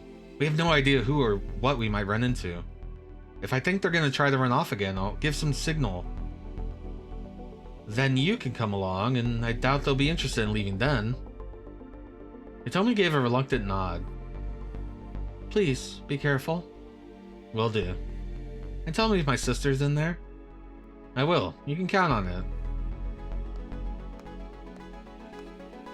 Achi stepped out into the open and started walking towards the van. He tried his best to look as if he wasn't paying it any attention. Yep, I'm just an ordinary passerby. As he got nearer, he tried to sneak a glimpse inside. The van's dark window film made it hard to see who might be inside, or even how many people. Casually, he moved closer still to get a better look. Suddenly, the sliding doors burst open and several people jumped out. None of them were Japanese.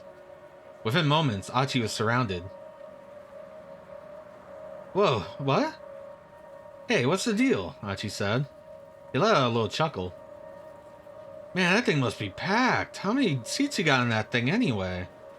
He took another step towards the vehicle and looked inside. One of the men pulled a knife from inside his jacket, thrusting it out in Achi's direction. Oh, this guy's haircut is unfortunate. He probably meant it as a simple threat. But on reflex, Achi went into self-defense mode, kicking him right in the jaw. Oh shit! There was a loud crack as his foot connected. Yo, Achi's badass. I know we already dealt with some like person before, but we stuck our hand in their jaw and like tried to rip their jaw out. This was just a fucking roundhouse kick. The man dropped out like a light. The others stared, then rushed him. Well, this sure has gone as planned. Too late to take it back now. The damage was done. Achi was just going to have to take out the rest of these punks too. He nimbly shifted his feet, evading their initial attack. Oh, I like that guy's got Chuck Taylors on. Having to take these guys on 3-1 wasn't going to be pretty. Achi! He heard Hitomi cry out. Crap. He hadn't given any signal, but she had come out of hiding anyway. That's not good if they see her. Hitomi, stay back. How is he supposed to fight off 3 guys and protect her at the same time? What could he do? What should he do? Within moments, a number of passerby have gathered around the fight. Maybe they heard Hitomi shouting. Hey, what's going on? Oh my god, is that a knife? This ain't just a petty squabble. Someone call the police. Some of them began taking photos with their cell phones. One of the men cursed in frustration, then signaled for his buddies to get back into the car. Achi couldn't stop them. The engine roared to life and the van sped away. Knowing he'd never catch them afoot, Achi merely watched it go. Well, maybe someone took a picture of the plates or something. He'd failed. This was his fault. All of it. Achi bit his lip hard. How could he possibly face Hitomi now? Achi. Hitomi's voice was hollow, empty. Achi stared down at his feet like a scolded child. I'm sorry, I didn't see whether your sister was in there or not. I see. The words, so simple and matter-of-fact, stung him to the heart. I'm so sorry. But Hitomi simply shook her head. The fact that she wasn't even chewing him out made him feel all the worse. I know I messed up, but He was gonna say, I'll make it up for it, somehow. But he froze with fear at what he saw next. Oh no, it's the gun guy! Across the street, staring at them, was the man with the cane. Hitomi, it's him. So this guy has a police revolver. And Kano wanted to call the detective that he looked up to, Tadano. And we've never seen Tadano. He's only talked about Tadano and the dick journal or whatever. The dick pic journal. And So my guess right now is this is Tadano. That's why Tadano didn't pick up, and that's why this guy has a police revolver. But why? I don't know. Why does he want to kill Hitomi? They had to get out of here. He grabbed Hitomi by the hand and bolted down Dogenzaka. The assassin followed, staying on his side of the road. Achi wasn't sure what to do. Should they try heading into the alleys and side streets again? No, it was more dangerous to head someplace where there'd be fewer witnesses. Best to stick to Dogenzaka for now. The man wouldn't be able to gun them down if they managed to lose themselves in the crowd along center guy first. Besides, the guy had to use a cane. Achi and Hitomi could outrun him. If you could outrun him this whole time, you haven't been doing a good job of that. Hand in hand, they sped along Dogenzaka and through the intersection in front of the 109 building. Come on, Hitomi, just a little further. Okay. She was panting, but she pressed on. Achi risked a glance back over his shoulder. Huh? He stopped in surprise. What's wrong? Hitomi asked. Oh, did he run into Kano? That guy, he's not following us. The slope leading down to the intersection wasn't all that steep. Several plainclothes detectives have been hiding amidst the crowd in the intersection as part of the kidnapping stakeout. Right now, Director Kuze is sending a message to all officers over the wireless, and so the detectives have stopped to listen in. It's a bit unusual. An observant individual might notice. So all the detectives are listening in, and Tadano is a detective and might be listening in, and that's why he stopped. It was strange that the gunman hadn't bothered to pursue. Still, there was no time to worry about his behavior right now. Hitomi, can you still run? Yeah, I'm alright. Then this is our chance, this way. They needed to put plenty of distance behind them before the assassin came after them again. But they also needed to find the van again and rescue Hitomi's sister. Would they be able to find it and yet stay hidden from the man with the cane? Yeah. Achi wasn't sure one way or the other. But with Hitomi in tow, he hurried onward along center guy. But here's the difference. The kidnappers want to take Hitomi in the van. But we let this guy catch us, and he shot Hitomi once in one of the paths. So he is totally down to just gun her down.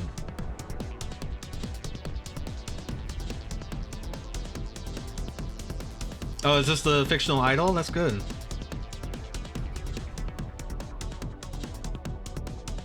Did the fictional idol sing the intro song? So there was like a voiced intro song.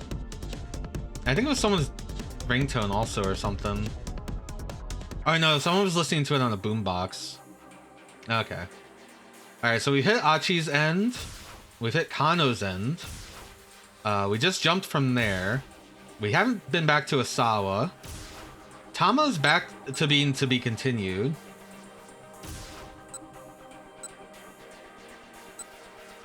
It's weird how big of a gap there is for Asawa.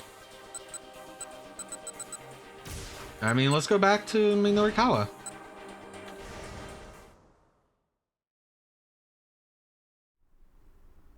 Yeah, Osawa was listening to it, that's right. As it happens, I'd also like to interview people from SOS. Would you be able to put me in touch with your son? You know what's crazy? This is like 2008. The Haruhi anime was 2006, which also had the SOS Brigade. Yeah, sure. But you should know that my son isn't in the gang anymore. Oh, Minorikawa hesitated. Guess he's of no use to me then. Oh, believe me, I know how you feel. The look on Endo's face spoke volumes. There's no point in interviewing Endo's son if he wasn't with the gang anymore. Oh, come on, Minorikawa. He could have valuable insight to the formation of the group. You're not thinking four-dimensionally. I figured that Minorikawa's run of good luck would end eventually. Still, he got a lead in the form of a name. SOS. That was progress.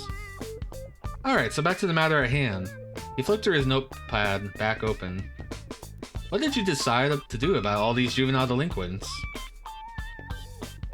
I set up a little web camera in order to protect my property. The camera is designed to send video information to a computer via the internet. Look carefully and you can often spot them outside private residences and even on public streets, where they are installed for use in surveillance. Given the risks of transmitted data being intercepted, the images recorded by such cameras are generally encrypted to prevent playback by unauthorized third parties. Many landmarks and attractions make their camera footage publicly available online. Yeah, I mean, Japan's a surveillance state. I see. And I'm guessing the webcam did the trick? Sure did. And the other local businesses heard about it and started asking me to install some for them. Web cameras aren't particularly expensive, so it wasn't too tough to set them up all over downtown. So who's in charge of these security cameras? Members of the Downtown Business Committee take turns. The cameras are connected via a wireless network that business owners can access throughout the area. A LAN, or Local Area Network, a communication system that can only be used within a limited geographical area. A wireless LAN transmits using electronic signals. Although convenient because it does not require cable attachments, there is a risk of signals conveyed in this way being intercepted by a third party. I love learning about wireless networking. How's your security for this wireless network? Oh, no problems on that front. Endo seems surprised at the question. All of the footage sent over the network is fully encrypted. Encryption is the process of encoding data so that it is indecipherable by a third party. Restoring encrypted data to its initial form requires what's called a key, a program designed for this purpose. There are two main types of such cryptographic systems. Secret key crypto systems use the same key for both encryption and decryption. Public key crypto systems use a public key to encrypt the data, but require a private key known by the recipient in order to decrypt.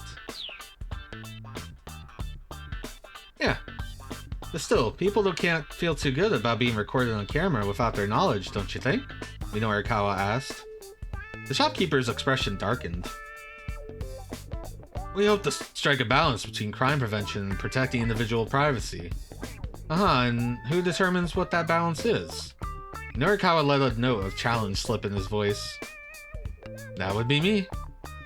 I've been entrusted with the management of the security cameras. I see. So essentially you're providing your own moral oversight. Are you implying that I'm abusing my authority? Endo shot back. I'm doing this in the name of public order. Right, you've had your 5 minutes. Now get out of here. The shopkeeper stood up and headed into the back. I'll be sure to let the Wandering Angels know about the dry ice machine, Minorikawa hollered at the closing door. Episode 2. When Akiyama Mondo didn't show up at the theater at the meetup time, production assistant Yukio Tozuka went to call on him at his apartment. Upon arriving, Tozuka found that the place had been staked out by debt collectors. Mondo had borrowed up to 300,000 yen, and he wouldn't leave his home until he paid up. It looked like the only way to save Mondo was to give the debt collectors the operating funds for the theater. But before Tozuka could head back to relay this news, the props master, Shinichi Bando, showed up. Continued in episode 3. Endo didn't reply.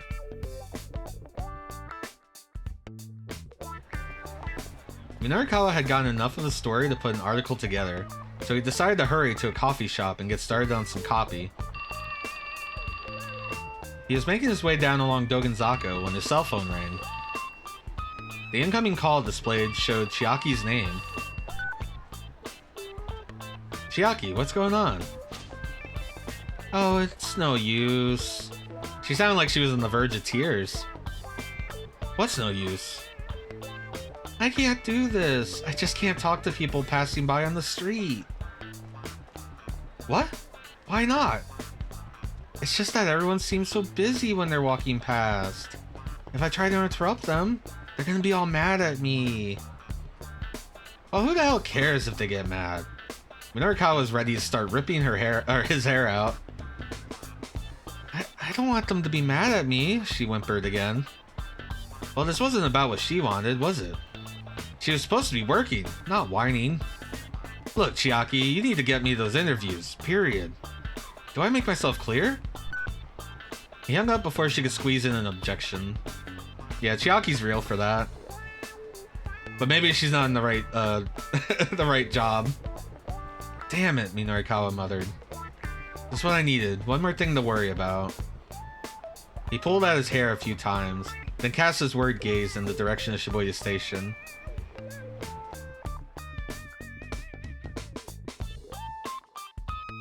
Alright. I think everyone's at their point, right? Oh, no, we still got Osawa, jeez.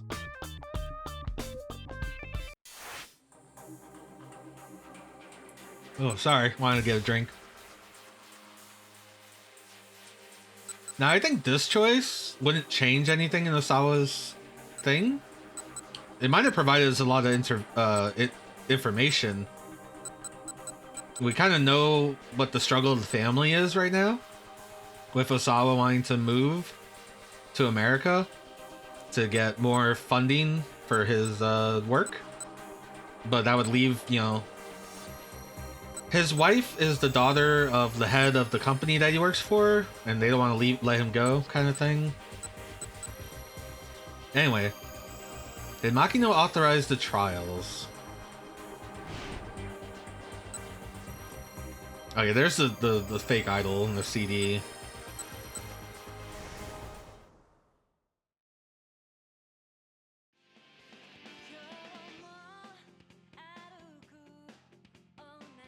After a time, Osawa could feel himself growing calmer. He took a nice deep breath. Alright, so we tried to banish his nerves completely, and he was going to dial up. Whoop. Didn't mean to do that. That's so easy to accidentally do. He got interrupted by all the detectives. But maybe he won't get interrupted this time.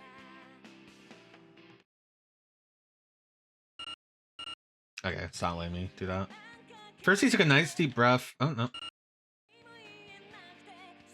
To banish his nerves completely. Inclining his head towards the music, he could feel the melody pervade his body. He could scarcely believe there had been a time where he hadn't cared about music. Surely something that had such a strong effect on the body and mind alike also conveyed a deeper meaning. Osawa let the positive energy flow through him, buoying his spirits. Buoying. Uo. At last, when his mood had sufficiently calmed under the music's influence, Osawa reached for the handset.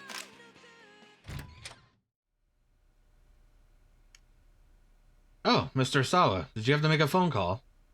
The study door had opened and a stolid-faced man had appeared in the doorway. It was Yoshio Kajiwara, one of the detectives from the Shibuya precinct. A detective at the Shibuya precinct's criminal investigation division. He is sociable but awkward, and despite his reserved personality, he can be quite unsettling. His colleagues at the precinct refer to him by nicknames such as Japanese Columbo and Little Ken Takakura, given his own quirky demeanor as a detective. That's such an honor! Yo, we got Japanese Columbo here! He struck Osawa as a bit too soft-spoken and meek for a detective, really. And his treatment of the kidnapping case gave an impression of flighty detachment that made him seem rather undependable. No, it's nothing important. Osawa drew his hand back from the phone. Have there been any developments, detective? Kajiwara shook his head apologetically. I'm sorry to bother you, but when you're finished in here, would you be so kind as to come to the living room? Alright, Osawa said quietly. I'll only be a little longer. Kajiwara nodded and departed.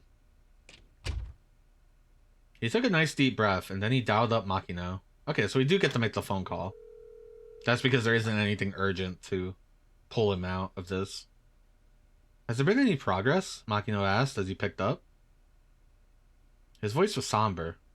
No, Osawa said. Nothing much yet. A tiny sigh came in from the other end of the line. I see. Then what can I do for you? Sir, I'll just get right to the point.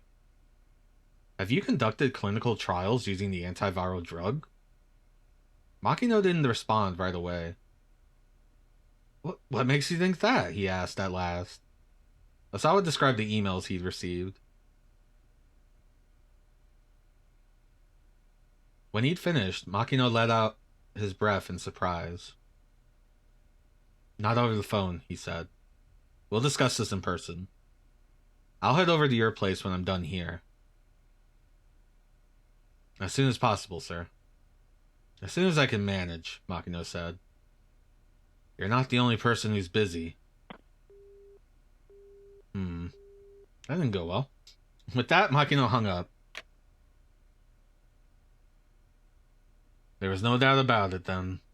There had been human testing. Osawa went to let Tanaka know he'd be meeting with Makino.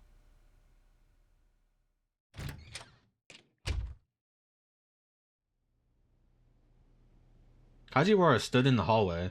I've just been standing here. You look like you've been waiting there the whole time for Osawa to come out of the study. Are you hungry? He asked. Here, I got something that's good for when you're tired. Kajiwara then slipped a hand into his suit pocket. He pulled out a banana. So we've seen... I get the feeling the banana plays a role in this. I know that sounds silly, but... Or at least a running gag. The detective that worked with Kano, with Kano, had a banana. Banana. A fruit belonging to the family... I've never pronounced this. Musaceae? Genus Musa. Elvis Presley, the king of rock and roll, was a huge lover of bananas, and the peanut butter and banana sandwich is said to have been his favorite. If a banana peel is dropped under even remotely comedic circumstances, there's a high chance that someone will eventually slip on it. And then I've seen the banana in like the next time preview, right? Before we got to this hour. I'm fine, thanks, Osawa said. Kajiwara seemed to lack a detective's sense of situational awareness. Just being around him got on Osawa's nerves. It was very ominous music. Well, sir, I need you to come with me, the detective said. If you don't mind. He took Osawa by the arm. As Kajiwara hurried him towards the living room, Osawa could hear other detectives talking on the other side of the door. He's working at a time like this? Seriously? Jeez, I do not get rich people and their priorities. Yeah, I feel bad for his daughter. Her dad's a real piece of work. Nice. They were badmouthing him in his own house. Oh, really sorry about all that, Kajiwara said, pausing in embarrassment. Osawa pushed past him and opened the door.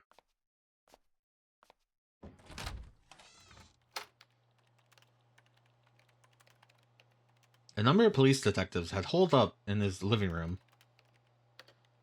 They went suddenly silent as Osawa entered.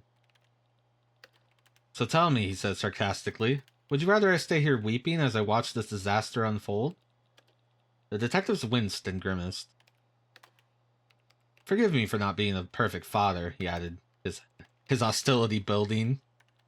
Kajiwara stepped forward to intervene before things got out of hand. Now, let's not get touchy. I am not being touchy, Osawa snapped. But he knew full well that he was. These guys had the time to sit around backbiting him, but not to go out and bring Maria to safety. Already close to half a day had gone by without any new developments. The ransom demand had come in the previous night at 8 o'clock. Maria had been abducted roughly an hour before.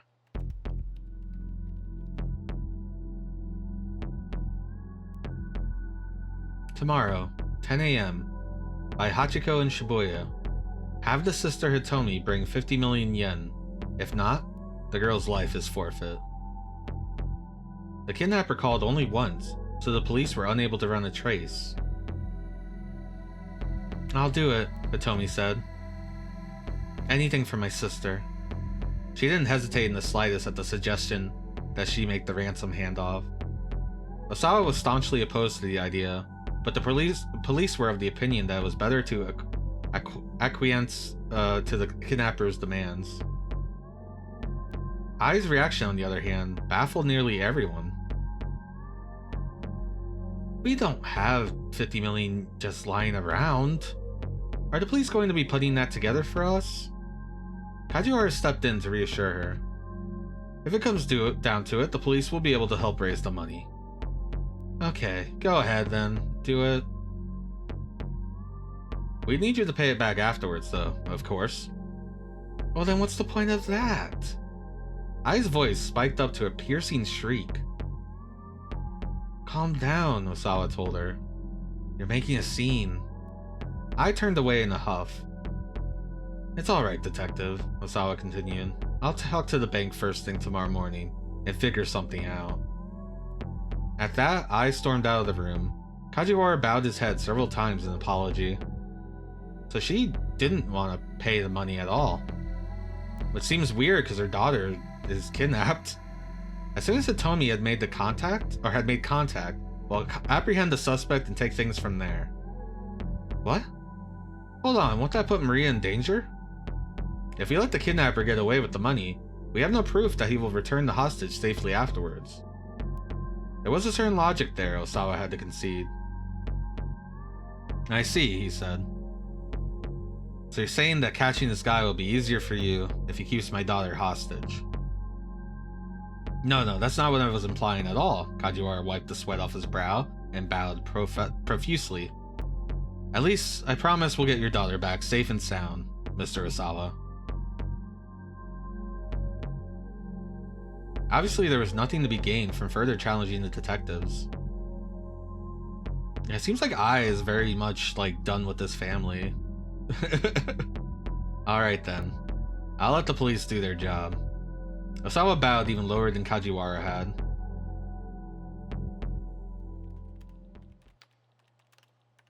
How long are you going to just loaf around? I shrieked as she stormed into the room. Hurry up and arrest this guy! She was becoming increasingly hysterical. An hour had passed since the suspect had taken the money, and yet the police had made no effort to apprehend him. The police apparently had a rule against discussing an operation before it was fully resolved, and so the Asawas had been left in the dark. But they had overheard the task force talking over the wireless, and it appeared that they were deliberately letting the suspect roam free. Hey, I snapped again. If he gets away with our money, you are going to reimburse us, right? Yeah, she only cares about the money. Osawa scowled. She made it sound like the money was more important than Maria's life. The detectives exchanged uneasy glances. Osawa chided his wife. It's only money, it doesn't matter. Osawa said nothing. I think you should speak. I think you should speak for the whole room here. Osawa chided his wife. It's only money, it doesn't matter. I know earlier we were like, we have to listen to our wife, but now it's like, no, our daughter is in danger? Only money? Are you serious? Do you have any idea how much we're talking about here? The ferocity in her voice left him with no response. He should have known better than to expect her to make sacrifices for his daughters. He says his daughters. So is I a second wife? By now he was accustomed to Ai's coldness towards the two girls. The twins were Osawa's daughters from his first wife. Alright. Who passed away 15 years earlier. Ai had no blood ties to Maria or Hitomi herself. Well, Ai continued, are the police going to reimburse us or not? She glared pointedly at Kajiwara. Well, right now we're focused on making sure Maria is safe. I stormed up to him, shouting right in his face. Stop dodging the question. Answer me. Yes, of course, Kajiwara squeaked. Maybe, would you like something to eat to help calm you down? He held out a banana. I smacked it out of his hand. Oh dear, what a waste. Kajiwara scrambled to retrieve the fruit from the floor. It's cool, dude. It's in the wrapper. Osawa went over to Tanaka and whispered into his ear. I'm gonna meet with Mr. Makino. Tanaka nodded silently. Turning, Osawa saw Kajiwara looking in their direction. They made eye contact, but Osawa quickly looked away and strode out of the living room.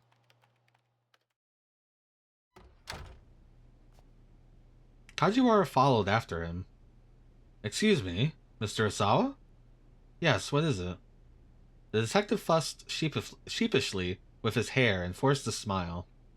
Sir, we'd appreciate it if you could remain in the living room as much as possible. Osawa was in no mood to stand on propriety. Look, I've got a ton of work to do, he said. Are you here to tell me to play the role of the grieving father, too? No, not at all. Personally, I happen to think you're an admirable father, Mr. Osawa. Admirable. Did the word have a ring of sarcasm? Ominous Kajiwara music? He had no way to tell if Kajiwara was being forthright with him or not. You're no ordinary fellow, Mr. Osawa. You're a genius. A genius. Me? Osawa made a skeptical noise. Am I mistaken, sir? You've made very important strides in the field of virus research. Or, well, so I've been told. Osawa wasn't sure how to respond. He had never considered himself a genius. He was just someone who was more interested in viruses than he was in other people. Everyone who's a genius is also a little bit odd, after all, Kajiwara went on. Probably he intended that as a compliment, but still. And I mean, there's nothing wrong with weirdos. So long as they leave us ordinary folks alone, you know? Is this guy trying to praise me or insult me? Osawa let out a heavy sigh. Genius, weirdo, what did it even matter? So long as he could be left to his work, he didn't care one whit how he looked in other people's eyes. Kajiwara wiped the sweat off his forehead with a handkerchief. By the way, what are you working on right now? He asked. I'm afraid you wouldn't understand, even if I explained it to you, Osawa replied. Right. Precisely. Even if I gave it my full attention, it would still be beyond me. He peered with sudden intensity at Osawa's face. Ah! I'd appreciate it if you didn't hide things from me, sir, he said. Osawa gaped, at a loss for words. Oh, I'm sorry, Kajiwara added hurriedly. Goodness, that made it sound like I'm accusing you of hiding something, didn't I? The detective bowed his head repeatedly. I hope you forgive me. He held out the banana. That won't be necessary. How about this, then? This time he pulled a bar of chocolate from his pocket. Was that Meiji chocolate?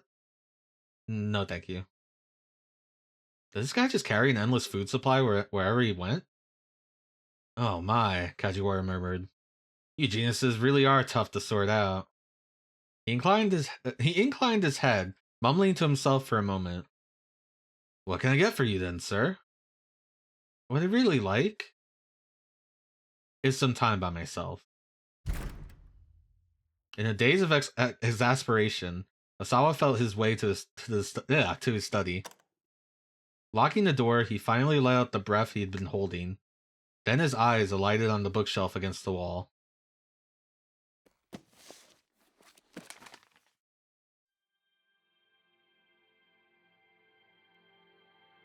There they are.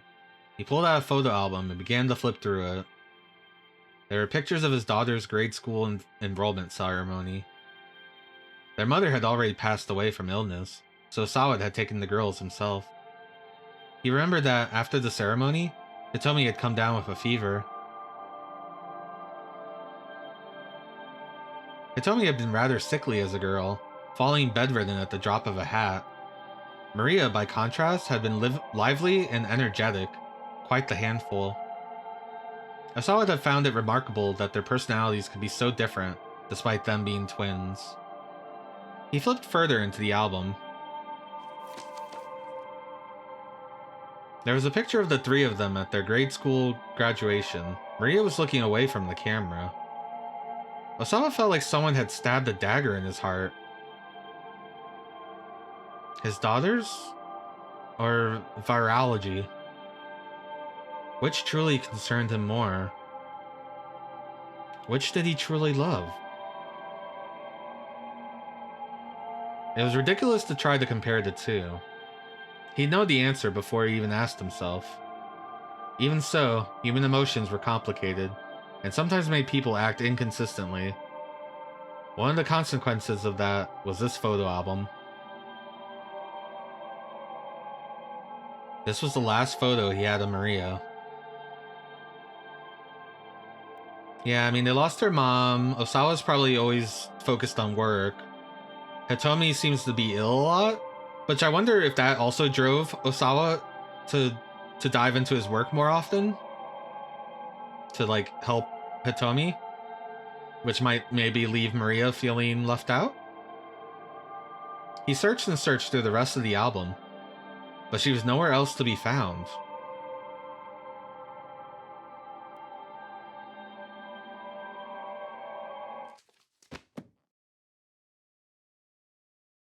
To be continued.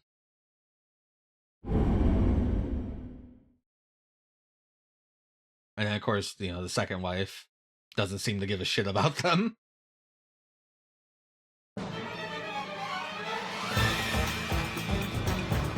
When she's dead, you'll understand. He's right back where we started. Buddy, you're a weirdo. Eels and I are one and the same. Please keep this email a secret. We made it to the new day. We made it to PM.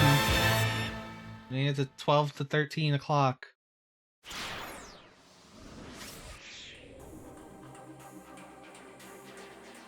Alright, we still have the same cast.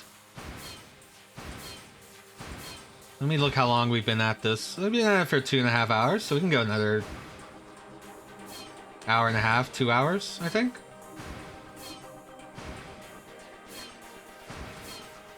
I love Tama, but jeez, I don't know who I want to go with first. Everyone has such interesting things going on. Except maybe Kano.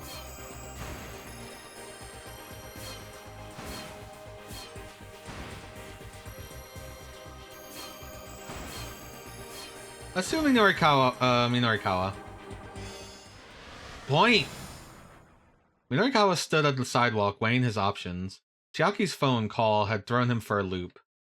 He had expected her to be anxious about doing interviews, but wow, she was a real basket case. Still, that didn't change the fact that he had a schedule of his own to keep. The surveillance camera story had to be his top priority. Chiaki would just have to find some way to fumble through things on her end. He headed on down Dogenzaka, scanning his surroundings as he went. There were cameras set up on streetlights all over the place. There were so many, it was hard to believe he'd never noticed them before. One over there, another just over here. Electronic eyes peering down on passerbys from high above, where they were together to spot, or where they were tougher to spot.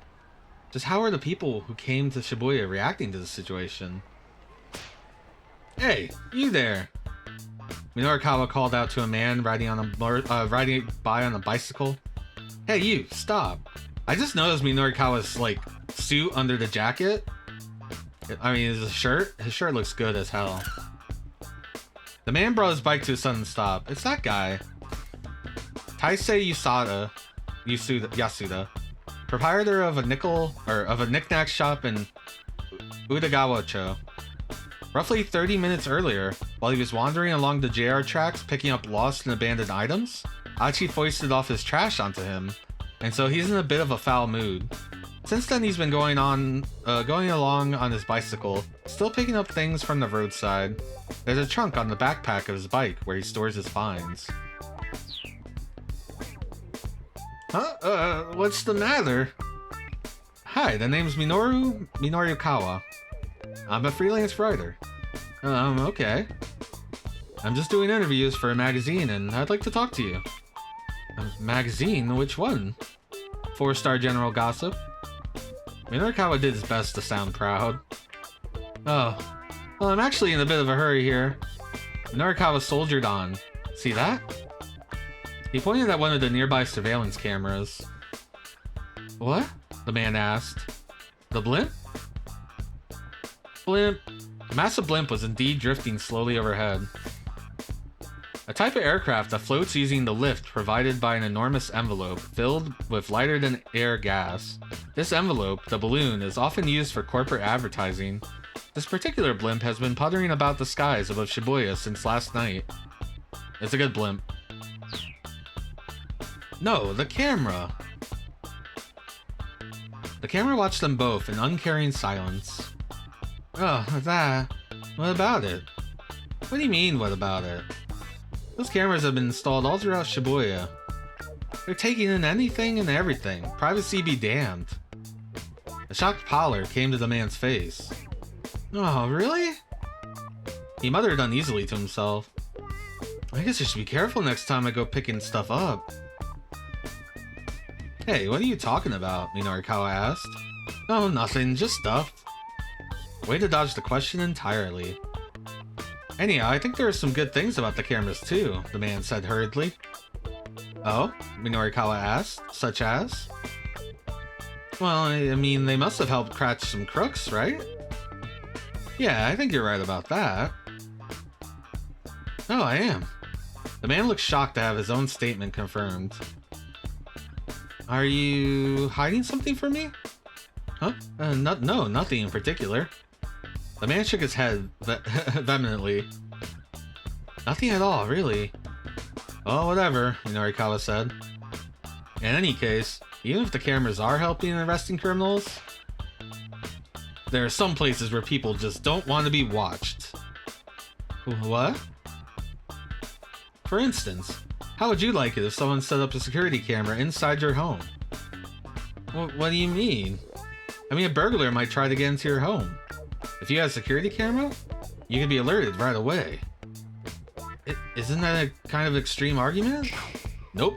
You're the one making the extreme argument here. Minorikawa, what the fuck are you talking about? What? The man stared, bewildered. You're saying it's okay for folks to film people around town, or you're saying it's okay for folks to film people around town as much as they might like, but not to take a look inside people's houses? Yeah, I guess I am, the man mumbled. Minorikawa snorted. You don't think too deeply about things, do you? He mocked. The man huffed in indignation. I don't see the problem, he said. I mean, it's a normal enough opinion to want to bring down crime, but also protect privacy. You live in society.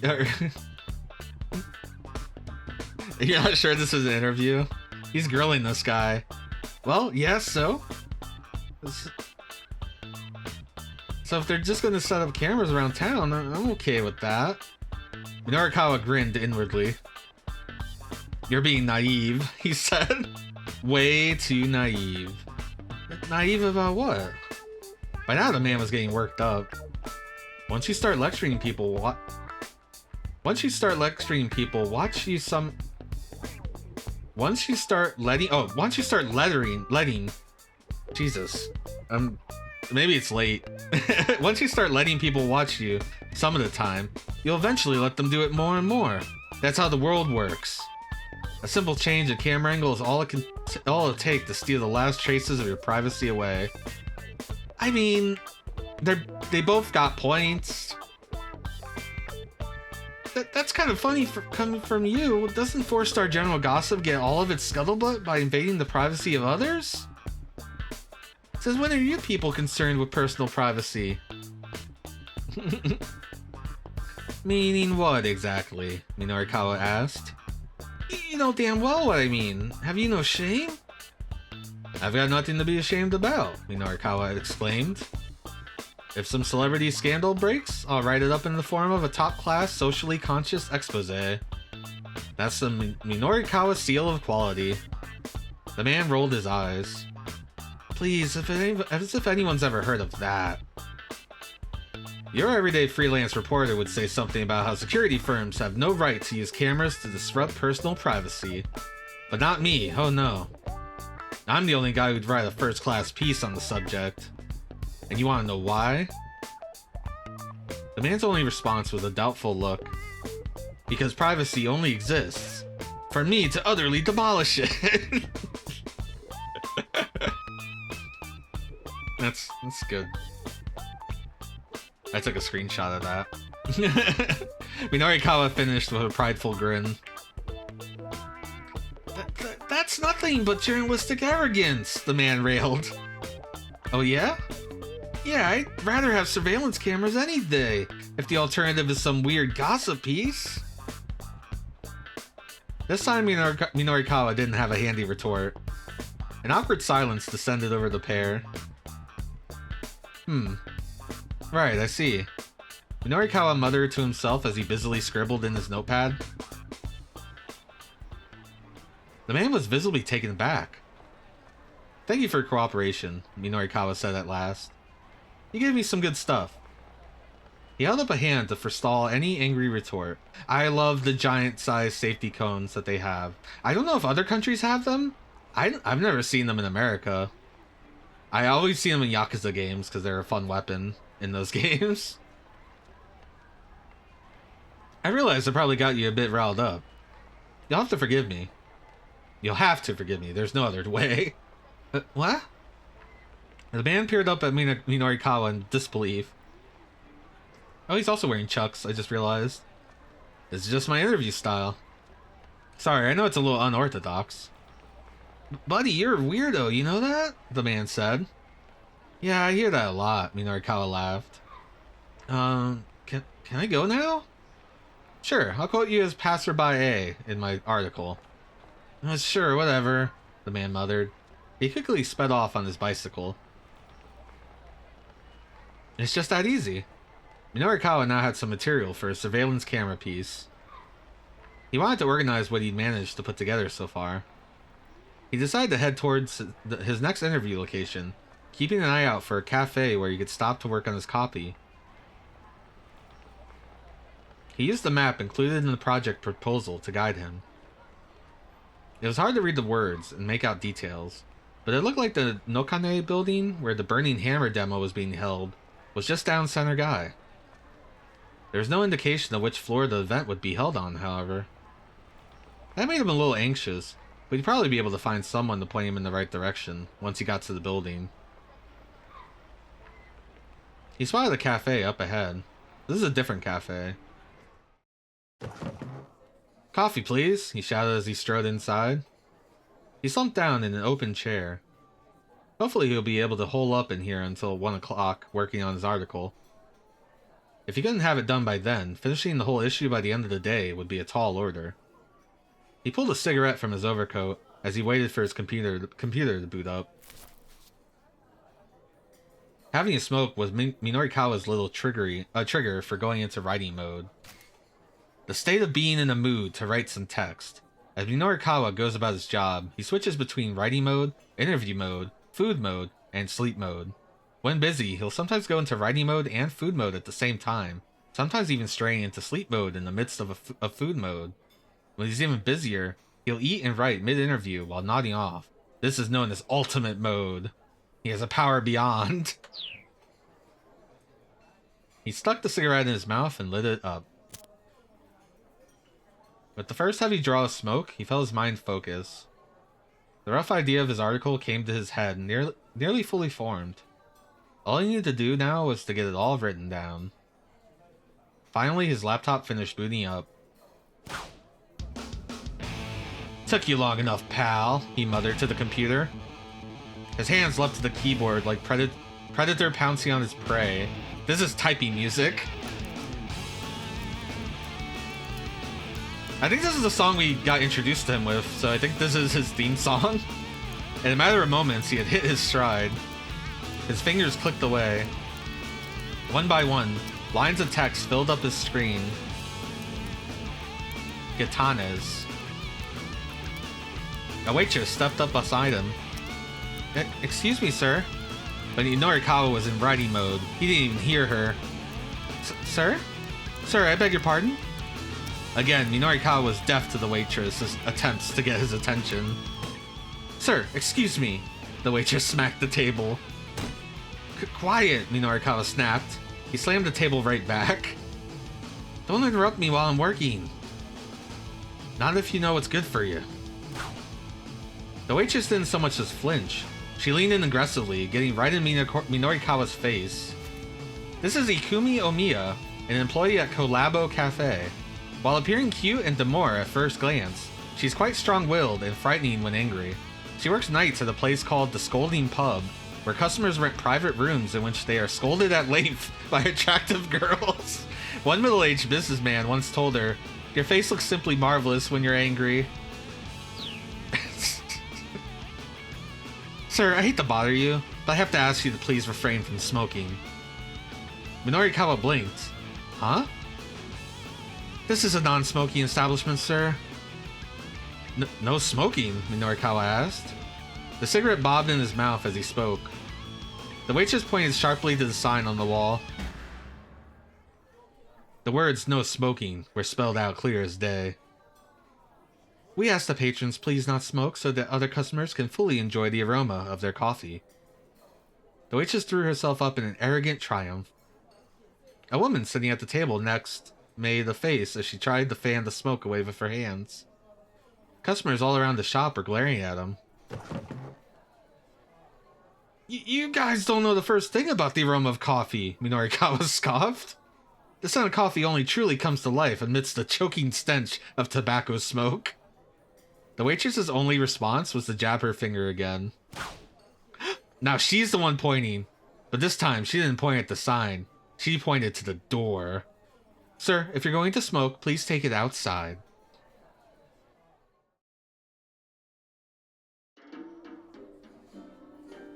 Sometime later, sitting inside the Cafe La Trek. Okay, no, now he's at the cafe that Kano's girlfriend and Kano's future father-in-law are at. Minorikawa lit up his third cigarette. At last, a safe refuge. It had taken him quite some time to find a place that allowed smoking, after he got kicked out of the first cafe. Yeah, I wonder what... So this is 2008. I know Japan had smoking indoors for a very long time. I wonder when that started getting phased out, or if it ever really fully has. In recent years, many cafes and restaurants have... Thank you for answering this. Have phased out the concept of the smoking section in favor of prohibiting smoking across the board. This makes a place like Lautrec especially important to smokers. There are large air vents in the ceiling to help keep the interior more agreeable for those who do not smoke. Now he was in a rush to make up for lost time. His fingers flew over the keyboard at lightning speed. The more he wrote, the harder he focused. At this rate, he'd have the story wrapped up in no time. Today, you hear me? A voice intruded suddenly on his awareness. One of the other customers was shouting. You're breaking up with that fellow today. Minorikawa's fingers drifted to a halt. He looked around to see where the voice had come from. An older man, red in the face, was shouting at the young woman who sat across from him. Please, Dad, the woman pleaded. Stop. You're making a scene. Ah, a father and daughter, then. It is rare nowadays to see a father behave so imperiously towards his own daughter. Just how sheltered had he been trying to keep her? Minorikawa couldn't see her face from where he was sitting, but his interest was piqued. Should he move to another seat where he could take a look? No, he reminded himself that he needed to finish the article. No, let's take a look at the pretty girl. Gathering up his laptop, Minorikawa switched to a different table. I don't care if I'm making a scene, the older man was saying. I'm not leaving until I see you cut ties with that boy, do you understand? I understand that you're never happy unless you get your way. You're acting like a spoiled child. Don't you talk back to me. You don't understand your own situation. You're letting your emotions cloud your judgment without putting any thought into your future. No, Dad. You're the one who doesn't understand. The father-daughter argument was getting more and more heated. Dad was clearly furious. Minorikawa shifted closer, curious to see what might happen next.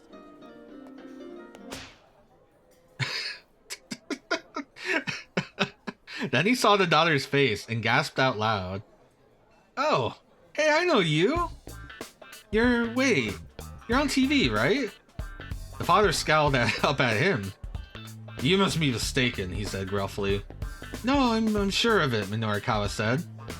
God, what show am I thinking of? The young woman seemed disconcerted by his enthusiasm. Who was she? He called out to a waitress who was passing by. Hey miss, do you know this gal? She's an actress, right? It's right on the tip of my tongue. She looks like she is not interested in this in the slightest. The waitress ignored him, but Minorikawa was undeterred. I know this. Weren't you in one of those TV dramas or something?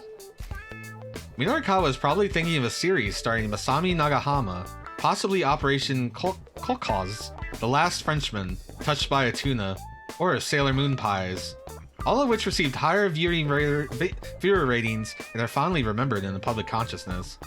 I love that Touched by a Tuna. Big fan. I think it's on Netflix now. It's on Pubu. What's that tweet that's like, it's on Pubu. It's on you can watch it streaming on Kuku. And it just keeps listing fake streaming services that sound like gibberish. Right, we're leaving, the father grumbled. He rose from his seat, radiating aggravation. Huh? The young woman said, but... Not waiting to hear her objection, he grabbed her by the hand and stormed out of the cafe. Hey, hold on, Minorikawa squawked. His plea fell on deaf ears. All he could do was watch them go, then shuffle back to his seat in disappointment. Damn it. What was her name? Oh, I didn't realize he got a new jacket. I should have asked for her autograph. Minorikawa is dressing sharp.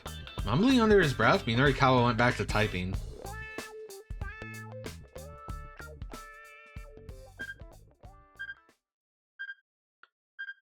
What's that? His hands went still as a strange noise intruded on his reverie. Oh, the dad had a bag with him. Whatever it was close by. What in the world is that sound? I need to get to the bottom of this or I'll never be able to concentrate. Well, never mind. I need to focus on finishing this article. I don't like the sound of this beeping. So where the heck is that sound coming from? He searched his surroundings for a moment and quickly discovered that the noise was coming from his own bag. He pulled out one of the most important tools of his trade, a bug detector. An instrument for finding listening devices. Since wireless listening devices emit radio signals, bug detectors are designed to use wide area receivers to reveal their presence. Using a detector to find something in this fashion is known as fox hunting. It was on and it picked up a signal. To a reporter, information was life. That made owning a bug detector a sensible precaution in his line of work. With the device in hand, Minorikawa casually scanned the area. Eventually, he zeroed in on the signal. He stood up. Everyone, your attention please, he announced. Someone set up a listening device in here. Several cafe patrons turned their heads in disbelief. A woman wreathed in pungent perfume flashed him a disagreeable look. Oh, come on, that's ridiculous, she huffed. There's something fishy going on. The only thing fishy right now is you, the woman declared disdainfully. Is this I? Why don't you get out of here and let everyone enjoy their meals? No, I smell a scoop. You what? You, what's your name? None of your business, that's what. Now hurry up and stop that awful noise. The other customers were starting to murmur loudly. There's a listening device here, folks, Minorikawa said. How can that not bother you? Do you know where it could be? It is her. Excuse me, the woman called out. Could someone please do something about this man? A waitress hurried over. Sir, please, you're bothering our other customers. There's a listening device in here. That's what people should be bothered by right now. The waitress took a reflexive step backwards at the words listening device. You're the one who's intruding on everyone, the woman shouted. Honestly, could you please stop that racket? It's not me making the racket. It's the bug tracker. Just who the hell do you think you are? Police? Somebody call the police.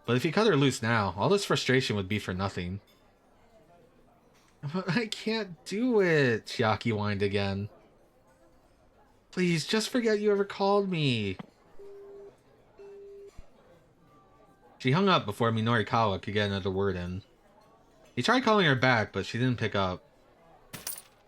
Damn it, Chiaki. Don't you dare bail on me. Leaving money for his coffee on the table, Minorikawa jumped up and bolted from the cafe. The plaza outside Shibuya Station was as crowded as ever. Minorikawa looked around, but there was no sign of Chiaki. She bailed. Minorikawa dropped to his knees in despair. His last hope had up and left. There's no one else he could even ask. Damn it. Alright then, fine. I'll do it myself. He dragged himself back to his feet. Alright, listen up. He shouted at the passing crowd. I'm doing the street interviews here, starting now. You guys, shut up and help me. I mean, don't shut up, but help me.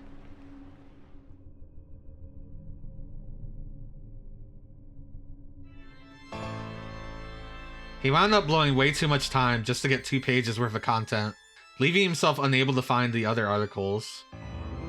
In the end, the issue of 4-Star General Gossip never made it to the newsstands, and Heaven Publishing went down for the count. Wow, that's dark.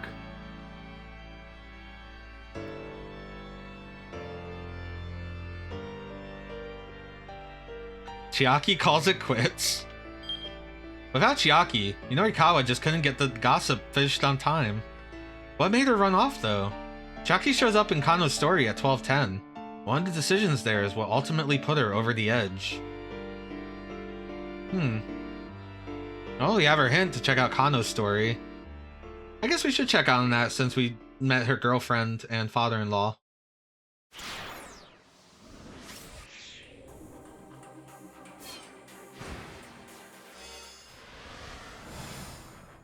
Kano had been watching Syndicate members hand off the attaché case for an hour and a half. Are they just doing laps? He still had no idea where this relay might be headed. The man he was tailing now was about 10 meters away. Close enough that Kano could close the distance and apprehend him at a moment's notice. But his orders remained the same. Follow and observe. Oh, I like his watch. He watched as the case was handed off once more. By now, the shock of seeing it pass to yet another accomplice had worn off. You know, how many guys do they have? It's already been 90 minutes, huh? Oh, good. Sasayama's back. If Sasayama, at some point he'd crept up on Kano from behind. They don't seem like they're trying to get away at all, Kano said. They're just walking. What could they be up to? Sasayama shrugged. I wonder if they're killing time until they can get Hitomi? Yeah, it's weird. Kinda recalled Dick Dictum number 89.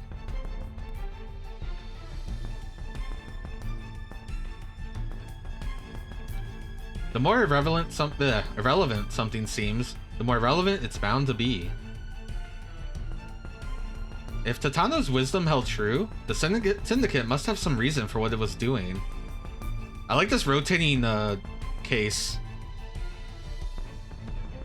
Were they just trying to throw the investigators off their scent?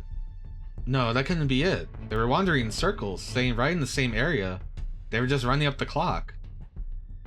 What if that's exactly what they were after? Buying time. Kano felt a sudden conviction that he was on the right track. If they needed more time to make sure they got their hands on the ransom payment? Wait, hold on. Could it be that the real case had already been switched out? Or the ransom money wasn't even in the case anymore?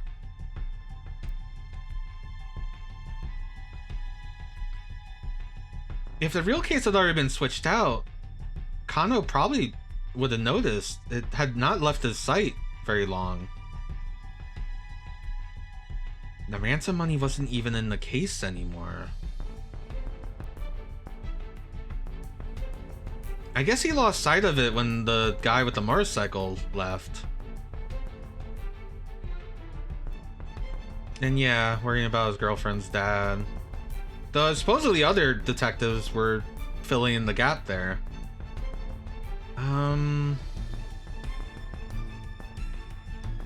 If the case had already been... If the ransom money wasn't in the case anymore, then why are they switching... Why are they passing the case around? The real case has already been switched out. What would Kano think? He'd probably think the real case had already been switched out.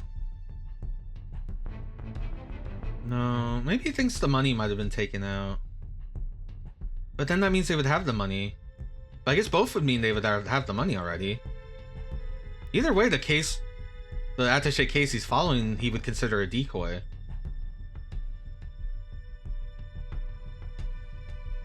I'm gonna go if the ransom money was taken out. Could it be that the ransom money wasn't even in the case anymore? I've got it. Sasayama perked up. You got what? Each time these crooks hand off the case, they sneak out a bundle of 1,000,000 yen. They keep doing that and eventually the case itself is empty. Of course. That's how they've been playing us. Kano and Sasayama exchanged a look. How many people would need to make the switch for them to get all the money? Sasayama asked. 50 million yen divided by 1 million. That makes 5 people. That's it then. No, wait. 50 people. That many? That can't be the deal then, Sasayama said. Guess not. They both sighed in unison.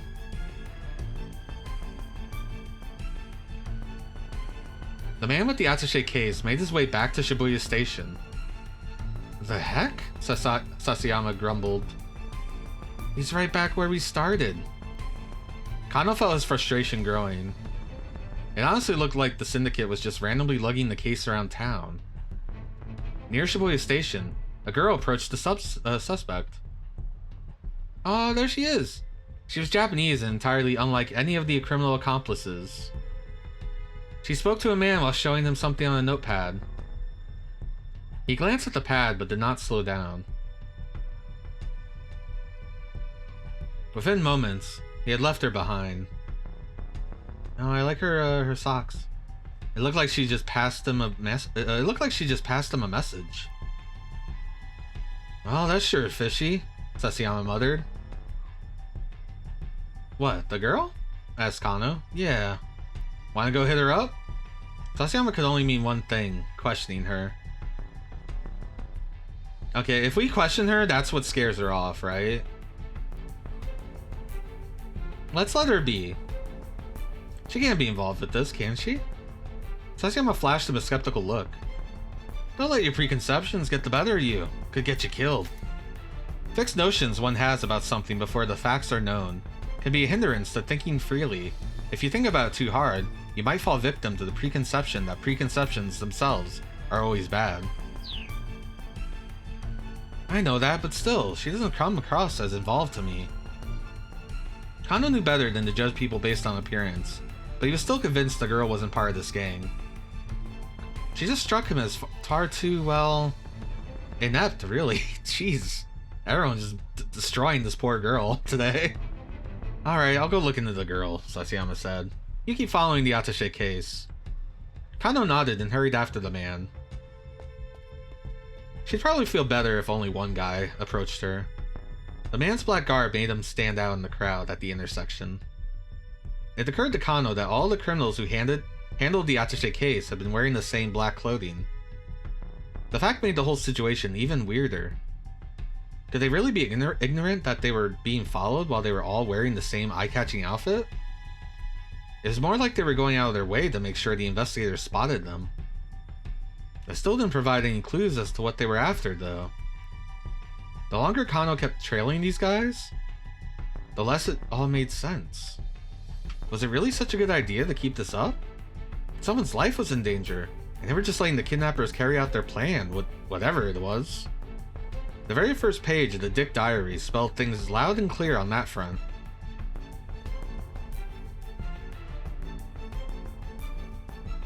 Dick Dictum number 1. Never lose sight of what you're supposed to protect. Ever.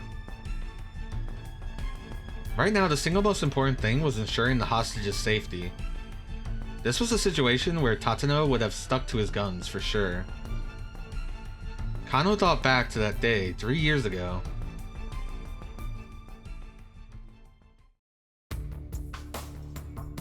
A burglar had shut himself inside the financial office and doused the place in gasoline. Right, this is the story he told us before.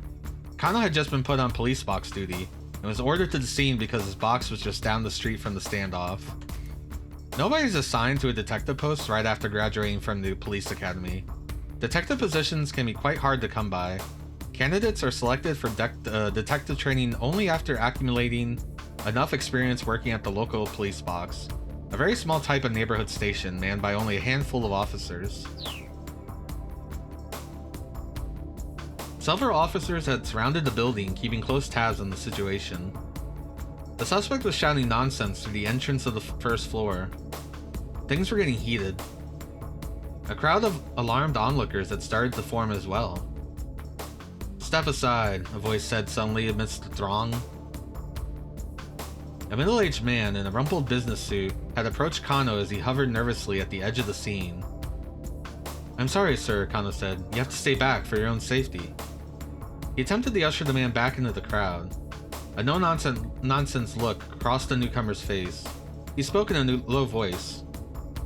"I'm Detective Tatano from the Shibuya precinct. What's the situation?" "Oh, sir, I'm so sorry. Yes, of course." Kano stammered, then quickly explained. "He hasn't taken anyone hostage, but there are still people on the upper floors of the building." Giving only a slight nod, Tateno marched straight up to the building. "I think this is our gunman." A plastic container of gasoline the suspect had used was on the ground, out front. Tateno picked it up and dumped the remaining contents out all over his head. Kano was at a loss for words. He couldn't believe what he was seeing. "I've covered myself in gasoline too," Tateno called out from the entryway. The tension in the air ratcheted itself up several notches. "Hey, what the hell do you think you're doing?" Kano heard the burglar shouting from inside. "If you're gonna do it, Tateno called out. "We can die together." And he walked into the building. All Kano could do was watch things unfold through the plate glass window. Tateno was talking to the burglar, but Kano couldn't make out the words. The crook was clutching a lighter, his hand trembling. His expression was like that of a frightened child. Tateno slowly approached him and took firm hold of his shaking hand. The onlookers erupted into cheers and applause. Tateno handed the now docile suspect over to the detectives, then warily sat down against the planter out front. It was like something ripped straight out of a police drama. "That was amazing," Kano breathed. "You have to deal with guys like that as quickly as you can. You let a situation like this get even a little out of hand, and you never know how things might go south on you." Tateno spoke quietly, almost as if he were talking to himself. As the police evacuated the rest of the building, Kano noticed that there were children and elderly people among them. If the perp had managed to set the fire, there was no way they would have escaped in time. But I mean, what if he'd actually set the place on fire? If someone's willing to risk their life, you're not going to convince them of anything unless you do the same. Kano still remembered the awe he'd felt at Tatano's matter-of-fact tone. Kano hadn't become a police officer out of any real sense of duty. He just thought it would make Rumi happy if he became a detective, like her father. Besides, civil servants tended to stay afloat in times of recession, and his time playing rugby meant he was in good physical shape for the job. He never really thought too much about protecting the citizenry or keeping the peace. But now here he was in the presence of a detective who'd literally risked his life in the line of duty without a second thought. A police officer never loses sight of what he's supposed to protect. Ever.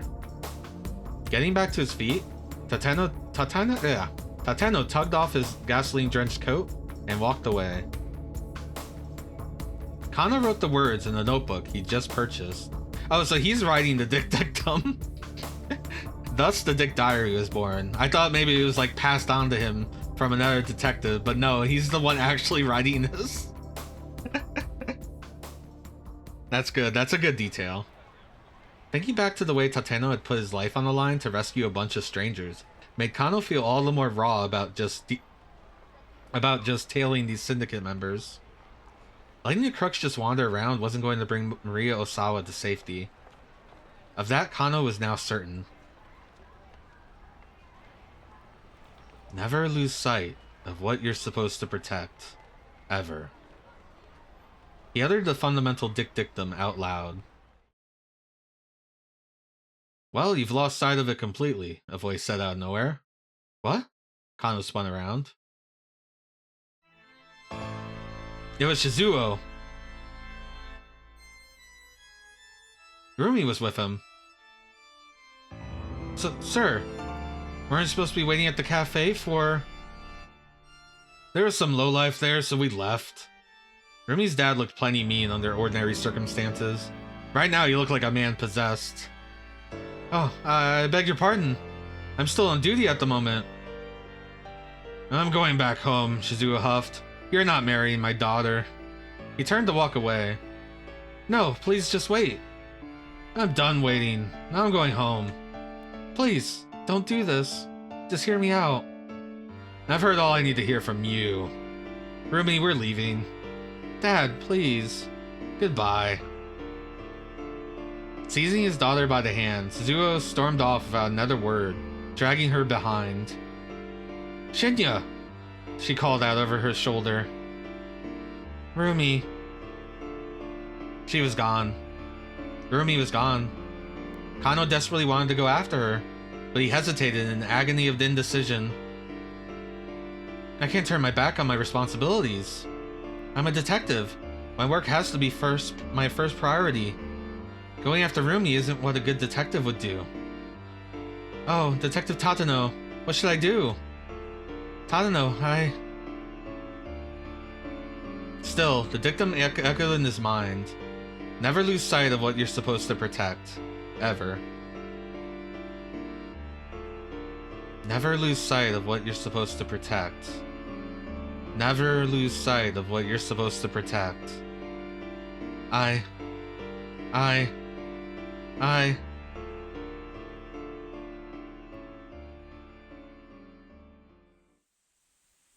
This was also a good bad end.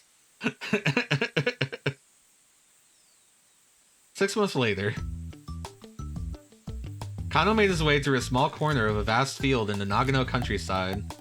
Slowly and leisurely, he tilled the soil.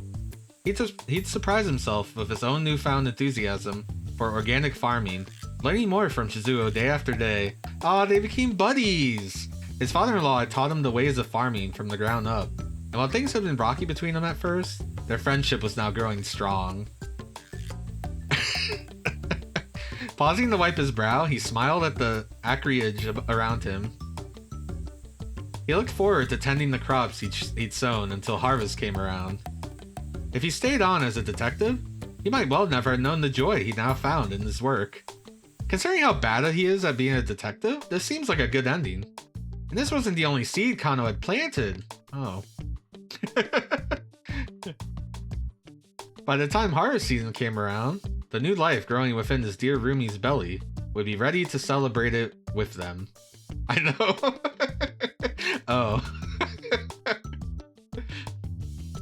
Bad end. I don't know. We got married! Kano went after Rumi and Shizuo, proving his devotion and earning her hand in marriage. Now he's a farmer in Nagano, and crime in Tokyo is someone else's problem. But hang on a second. Why weren't Rumi and Shizuo waiting at the cafe like they were supposed to be? Well, there's no way for Kano to know about how one man's bit of curiosity at the cafe led to the strange twist of fate. I like that we caused that. That was a very good bad end. I'm glad we saw that one. I'm just going by vibes. You know, picking options. I hope that doesn't like bother people. Alright, so we have to go back to your time chart. So we need to fix that.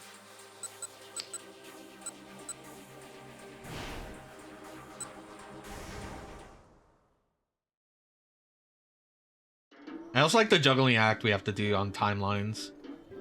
It was rare nowadays to see a father behave so imperiously towards his own daughter. Just how sheltered had he been trying to keep her? Minorikawa couldn't see her face from where he was sitting, but his interest was piqued. No, he needed to finish his article. No, he reminded himself that he needed to finish his article. Besides, if this young lady looked anything like her father, he'd just as soon pass. Oh, that's all the only reason he wanted to look at her. Minorikawa went back to his typing.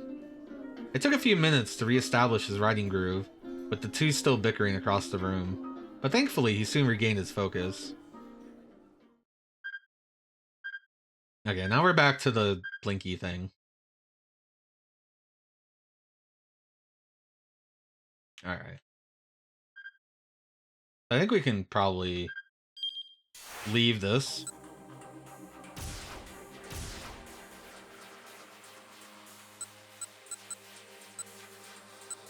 Though it looks like he's not in a bad end anymore, because probably the girl's okay. Is the girl on here? It would have been here. I think we're good. Let's go back to Kano.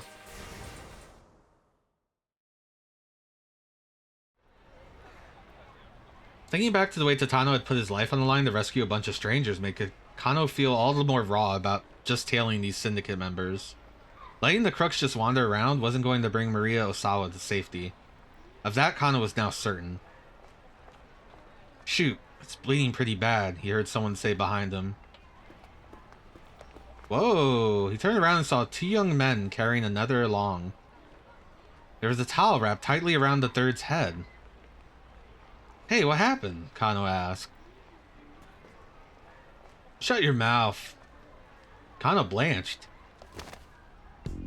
Candy attitude, he's trying to help, another voice cut in. It was Sasayama. Had he finished dealing with the girl by the station then?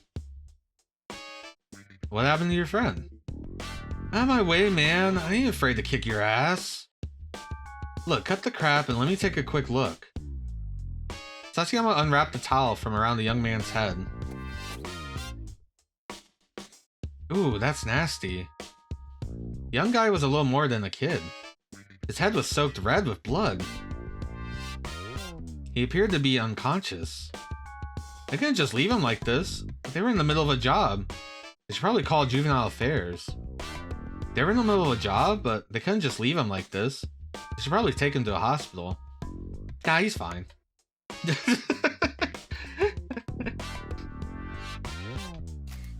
Part of the communal safety section, which handles crimes pertaining to public decency, finances, pollution, and so on. Juvenile affairs deals with misconduct and criminal activity involving minors. Since many SOS members are underage, the Shibuya Precinct's Juvenile Affairs Division has been ramping up its efforts to deal with the gang. Although one detective in particular has been using this as an excuse to go on patrol at arcades, ignoring his duties in order to fuel his video game addiction. Wonderful. Kano took out his cell phone so he could call the precinct, but Sasayama stopped him, then showed the two youngsters his badge. Oh crap, you a cop? Sasayama nodded. Who are you kids with? This is a good picture. Bamfs? Who are the Bamfs? Shibuya's number 2 gang. Its leader, Sohei Ikari, has gathered up some big mean dudes in an attempt to make Shibuya his turf.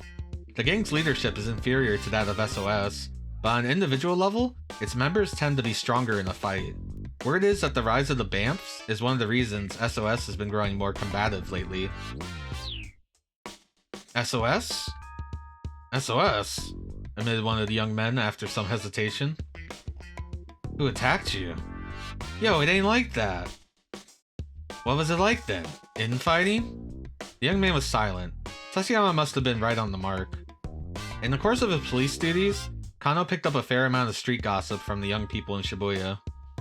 Lately, the scuttlebutt about the legendary SOS gang was that they were dealing with some internal strife. Look, don't worry about it. I get it. There's a hospital just down the way. Hurry up and get him there. The young man batted off Sasayama's offered hand, then quickly hauled his friend away. Sounds like SOS is on the verge of breaking up with all this infighting, huh? Kano asked. He kept his eyes on the young men as they headed off. Yeah, seems like it's been pretty rough. You know, what with the original leader leaving and all, The detectives in Juvenile Affairs were well acquainted with SOS's original leader. That would be Achiendo. Initially, SOS was nothing more than a small group of like-minded young people who hung out together, but as its membership grew, the general public began referring to the group as a gang. Word has it that back when Achi was in charge, gang members never started any conflicts themselves, but simply responded in kind when others brought fights their way. The stories were like something out of an after-school special. There were tales of them taking down gangs who sold drugs to kids, or breaking into Yakuza front offices to save their friends. The detectives with Juvenile Affairs took these stories with a grain of salt, but if there were really young people like that out there, kinda hope to meet them someday.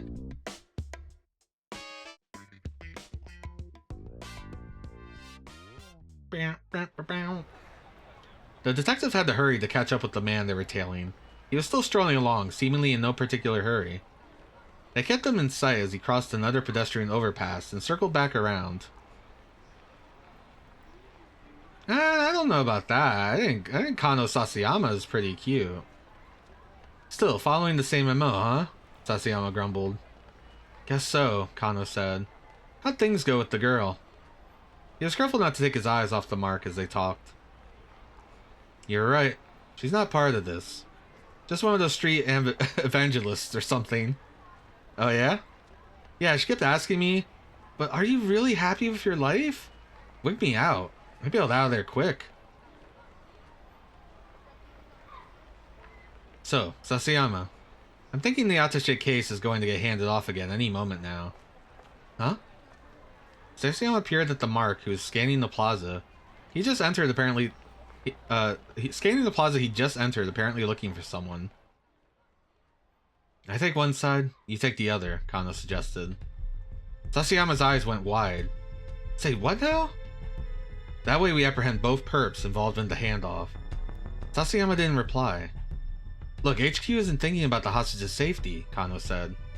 But that needs to take priority here. Sasayama's face took on a rare solemnity. Disobeying a direct order is not something to do lightly. There's no space here.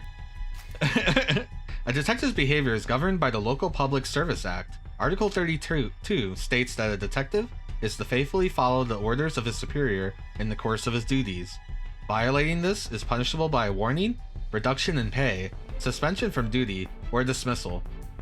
In the event of a warning, not only is the individual expected to submit a formal letter of apology, but pay raises may be delayed or performance bonuses cut.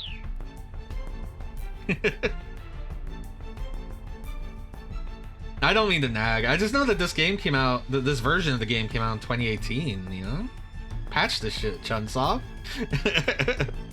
Then after a moment he added, but I'm on board. I'm sick of all this wandering around anyway.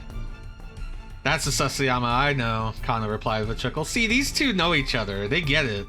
They are connected. Sasayama gave him a silent thumbs up.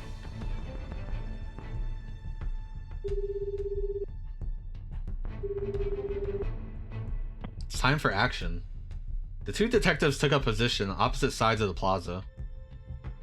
Kano called up Sasayama on his cell phone. You ready? He asked. Just give the word. There were only two non-Japanese people in the nearby crowd.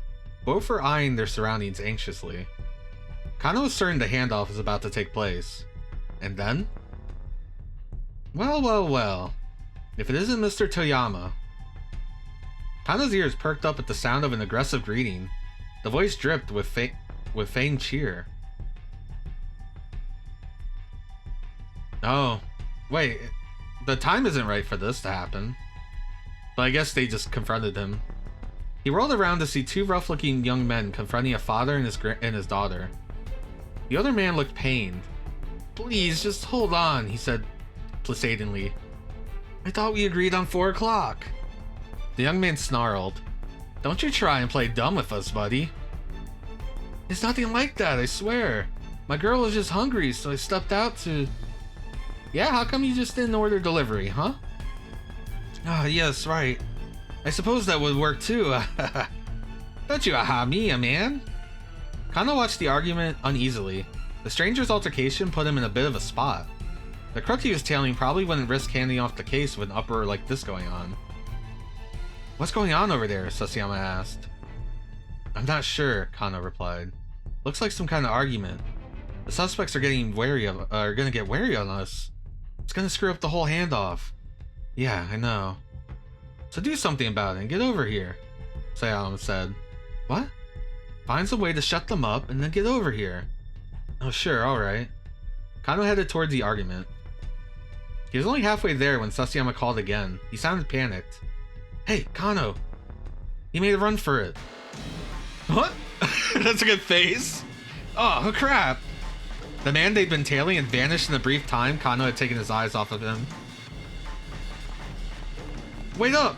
Kano shouted. Sasayama was racing after the suspect and Kano rushed to join him. The man was surprisingly quick, however, and neither detective managed to catch up. In fact, they soon lost sight on him, amidst the teeming crowds. Frantically, they dashed through the streets as fast and as hard as they could.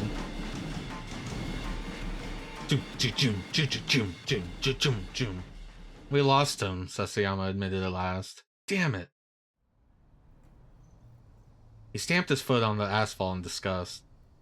Dr. Kuze, Kano gasped with the wireless. I'm sorry, but we lost the man with the attaché case.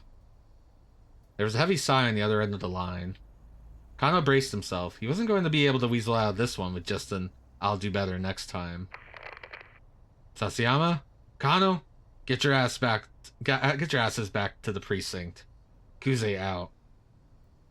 With that, Kuze switched off the line. Oh, they're gonna get spanked. Back to the precinct. Kano knew full well what that meant. They were off the case. There was a gnawing in his gut. If those two punks hadn't shown up... No, if that father and his daughter hadn't turned up, he might have been able to apprehend the suspect. Yeah, that's it. It's their fault. Ah, don't let it get you down, Sasayama said. I mean, paper pushing can be kind of fun.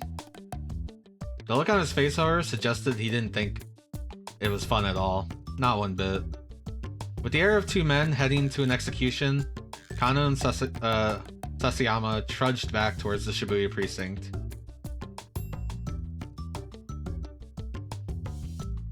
Bad end. Also a good bad end. Back to the precinct.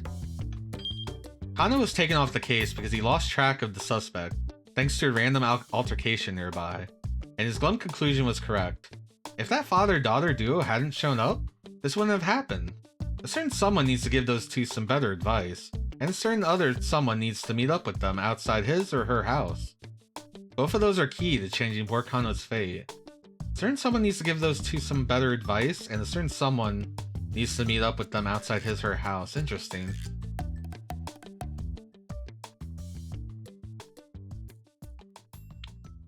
There's the thing. Currently, Minorikawa is at the cafe writing his article.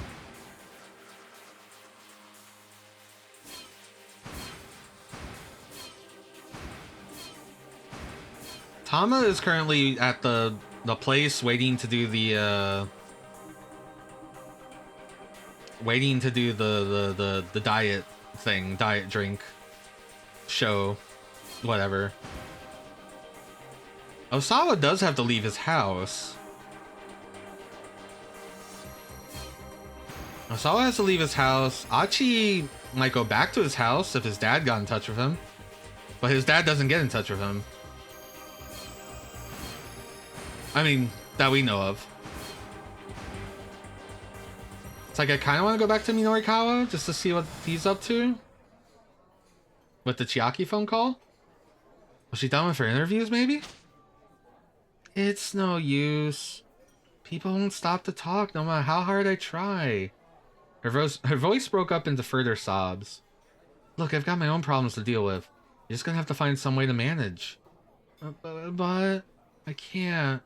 Sorry, I'm hanging up now. And so he did. He had to hurry. Had to get to the demo venue. But he'd lost the map and forgotten the location. Think, man, he told himself. Where would they hold an event like this? Probably someplace big, right? And there ought to be a guide or someone out front, too. With those assumptions in mind, Minorikawa broke into a run, searching ahead as he went. He stopped when he caught sight of a particular multi-tenant office building. A whole stream of women were finally inside. All of them looked a little heavy, too. Pay dirt. This had to be the health food company's sales demo. He hurried into the building. The women were queued up down the hallway. This was definitely the place then. He looked so happy with himself. More confident by the moment, Minorikawa made his way up the stairs. Finally, he reached the front of the line. There was a notice posted outside the doorway ahead. Minorikawa read it out loud. Auditions for the starring role in Sun TV's Sumo Queen 2. Oh, I gotta see this one. A suspense drama about a string of murders that crop up while a group of female sumo wrestlers tour the country. The Magashira, Komosubi, Sekiwaki, and the Ozeki, the 5th through 2nd place wrestlers from both East and West, are all killed in sequence, leaving only to the 2 top-ranked Yokozuna. With the real killer still unknown, things come to a heated climax in the ring during the final match, when the loser tearfully confesses to her crimes. It concludes with the victorious wrestler, who had also been playing the part of detective, sourfully looking the culprit in the eyes and stating, "It's off to the big house with you." Yeah, this sounds amazing. It was a sequel series to a recent TV drama featuring full-figured actresses. That's it! Minorikawa exclaimed, a new project proposal springing fully formed in his mind. He felt as if he'd been struck by a bolt of divine inspiration. Big bodies, bigger names. A new arena opens for aspiring plus-size actresses. Never mind a diet drink demo. This was going to be Minorikawa's big story. To be honest, it's probably for the best, because the diet thing is probably a scam. Minorikawa managed to meet the deadline. The show, however, wound up being a massive flop. Sales of that issue of 4-Star General Gossip were likewise lackluster, with an unprecedented number of copies going unsold. Jeez, every end for this plot is just this. Mr. Toriyama's debts continued to spiral out of control, and before long, Heaven Publishing was no more. I mean, he gave it the best shot. How are you supposed to know Sumo Queen 2 wasn't going to live up to the hype? To me, it sounds amazing. That on paper sounds like must-watch TV. Sumo show does massive belly flop.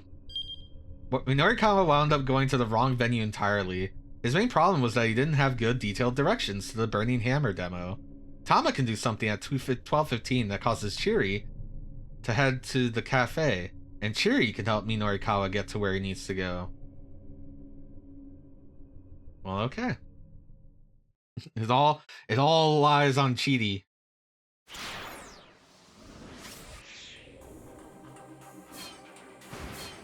Tama, you know what to do. In 1 hour, the Burning Hammer sales demo will begin.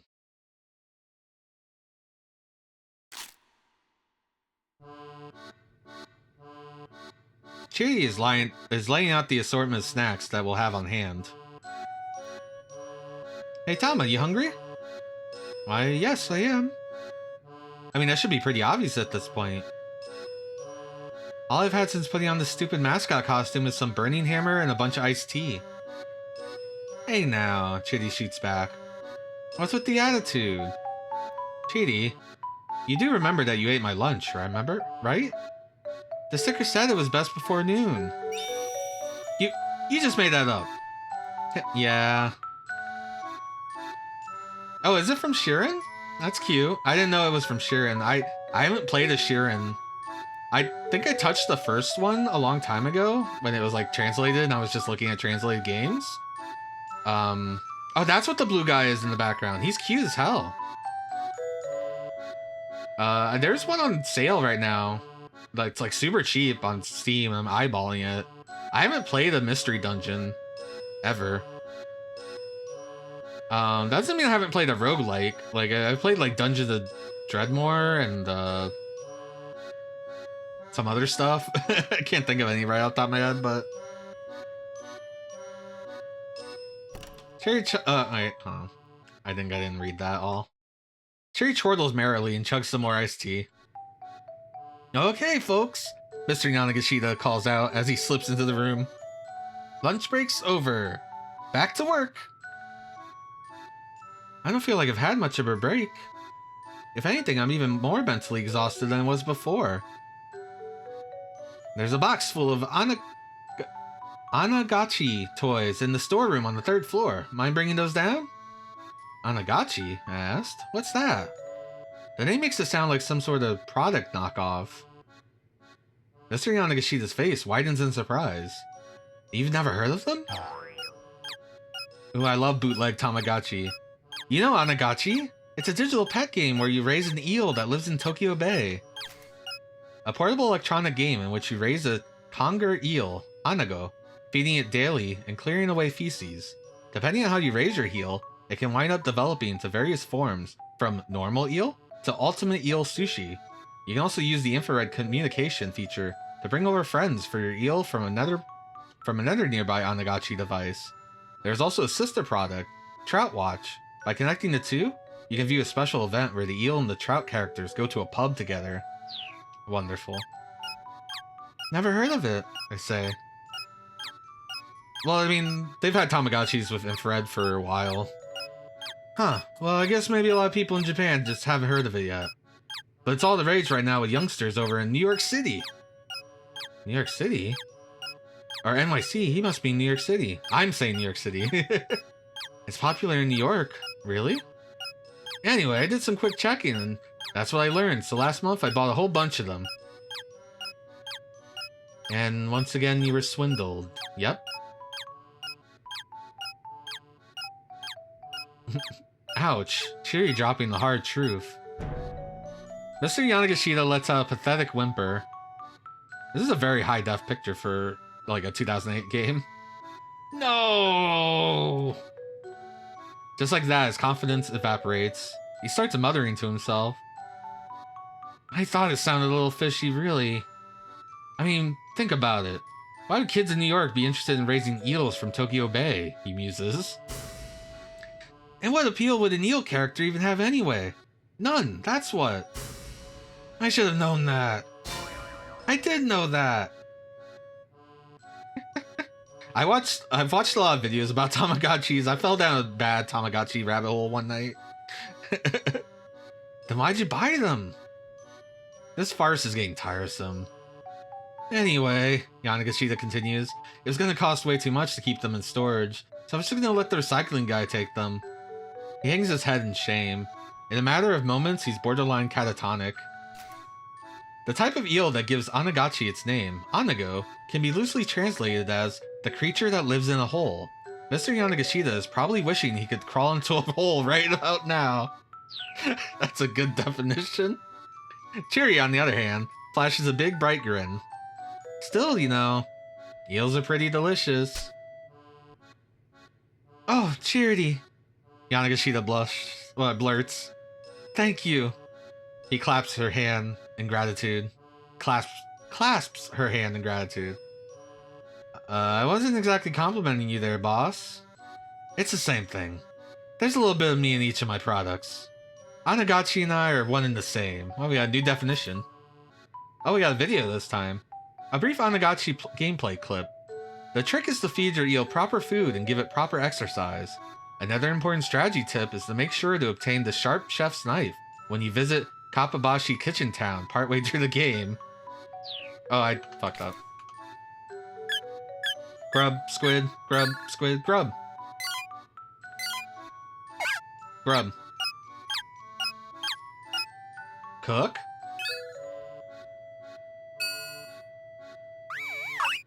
Oh no. Normal eel. Which is to say, eels and I are one and the same. Go on then. Say something nice about eels. Cherry chimes right in without missing a beat. Eels are awesome. When it comes to eel sushi, 100 pieces barely whets my appetite. You know, these two make quite a pair. That really means a lot to me, Cherry. Thank you. Thank you. I don't understand what any of this is about, but if it helps mend Mr. Yanagishida's wounded spirits, I guess I can't complain. I leave them to their devices and head for the storeroom.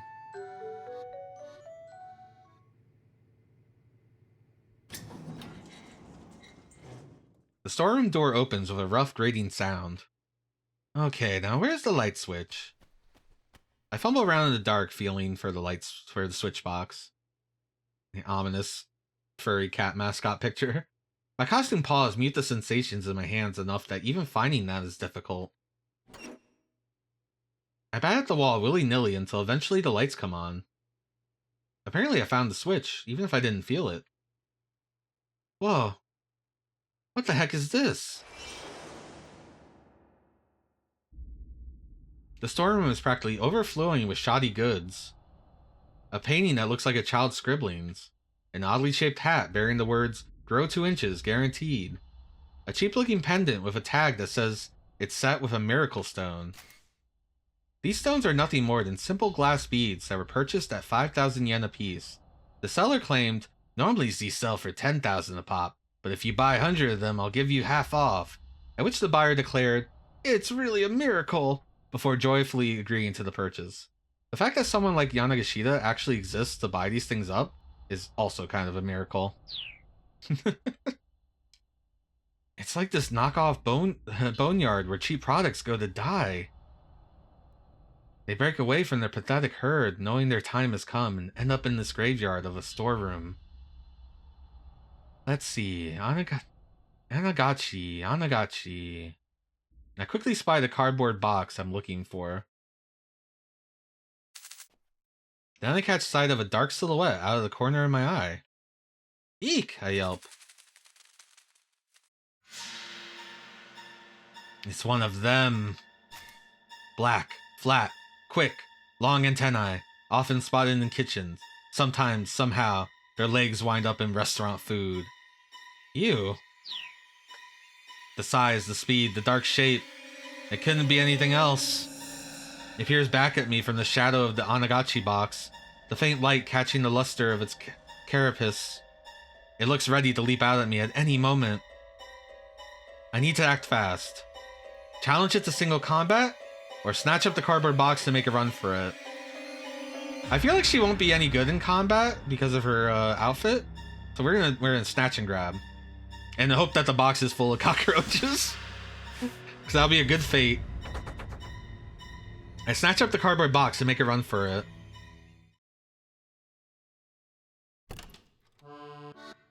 Phew, I made it.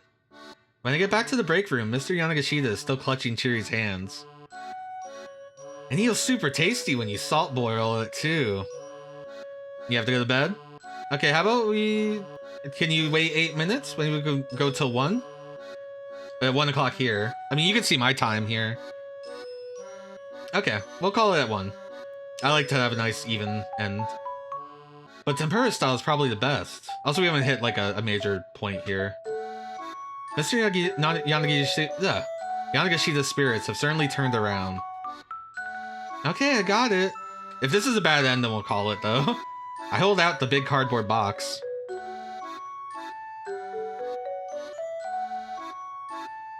Excellent, thank you. You girls are the greatest, Yanagishida shouts. His voice resounds with gratitude.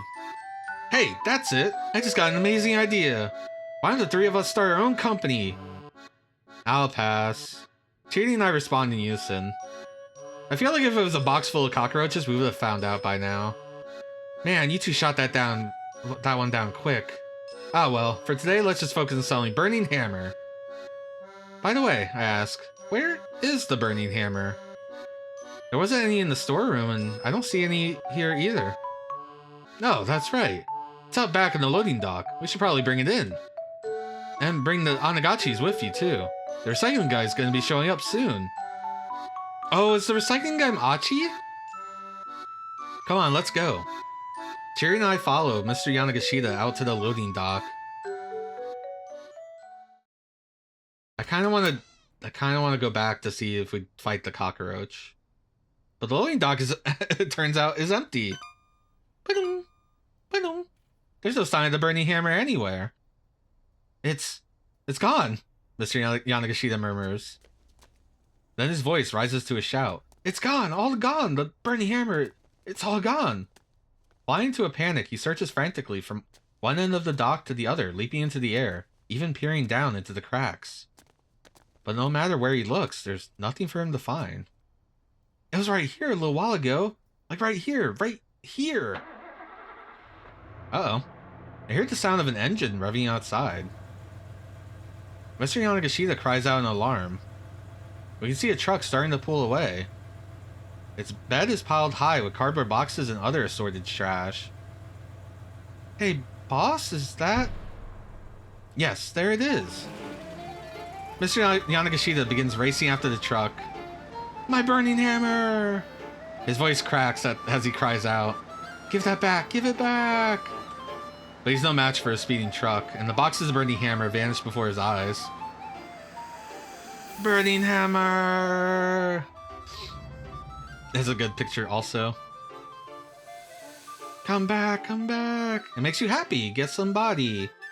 I think it might have been in the description of Burning Hammer as well, but I'm not sure. Yanagashi's wailing echoes from the surrounding buildings. It's like something out of a movie. What the hell? What's up with that truck? Tama, who the heck was that? Hey, don't look at me, I reply. Oh, I wonder if that's the guy that was on this bike picking up random junk. But why would he have a truck now? With all those piles of stuff, it looked like... It looked just like the recycling guy. As soon as he says it, revelation dawns on his face. The recycling guy? He mutters. I can see the color draining from his face. The words recycling guy give me an idea. If it was him, maybe he thought he was picking up the Onagachis by We have to find it!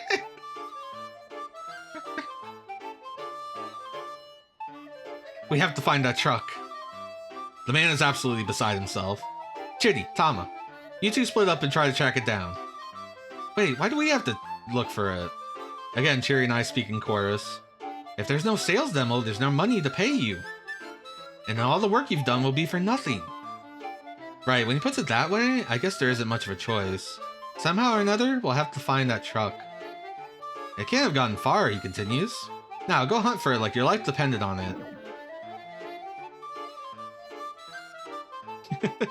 Tyrion and I look at each other and sigh. How do you want to do this? She asks. Want to search together or should we split up? Alright, we reached a good stopping point here. I think what I want to do is check out the cockroach again.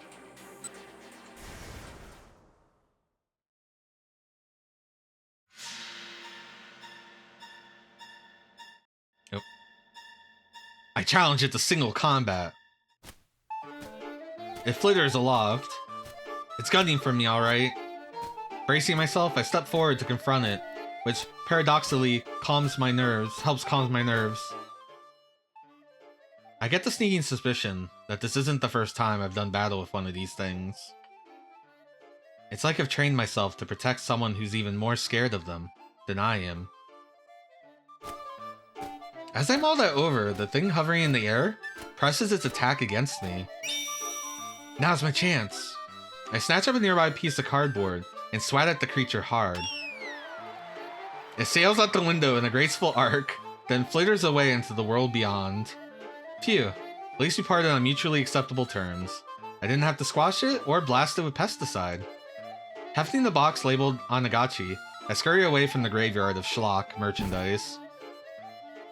So that was a good scene, but it also gave us a little insight that Tama... I get the sneaking suspicion that this isn't the first time I've done battle with one of these things. It's like I've trained myself to protect someone who's even more scared of them than I am. That's a weird thing to think about. You're like, does Tama have like amnesia or something? Has she forgotten something? I already think that Tama isn't her name because she only called herself Tama after seeing the eggs, which are Tamago. And then it also happens Tama is a great name for a cat. So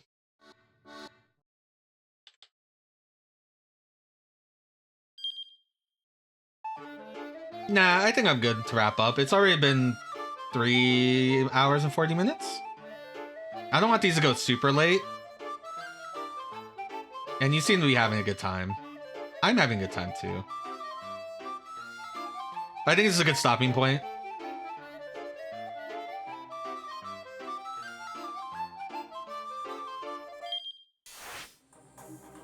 Alright. So we've reached the crossroads of Tama. Achi, we haven't... Oh. Right, I know. I know this. Yep, they don't affect the other time block, I get it.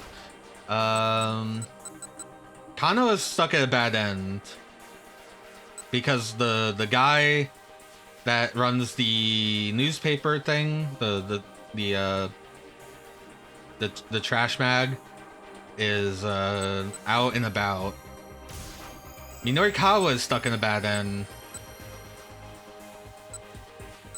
because he doesn't know how to get to the diet thing.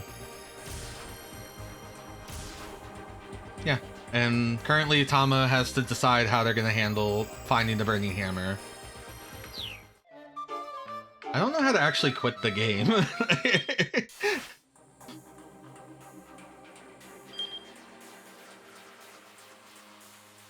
I can open the time chart, escape previous screen. I can select chapter. I don't know how to actually, like... Alright, I'm done. To the title screen, you.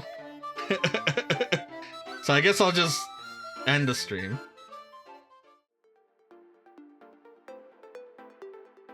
Alright, well, so we'll have more Shibuya Scramble sometime this weekend. I'm probably gonna say Saturday and not Sunday. I think I'm leaning away from Sunday nights. Yeah, you have a good one too.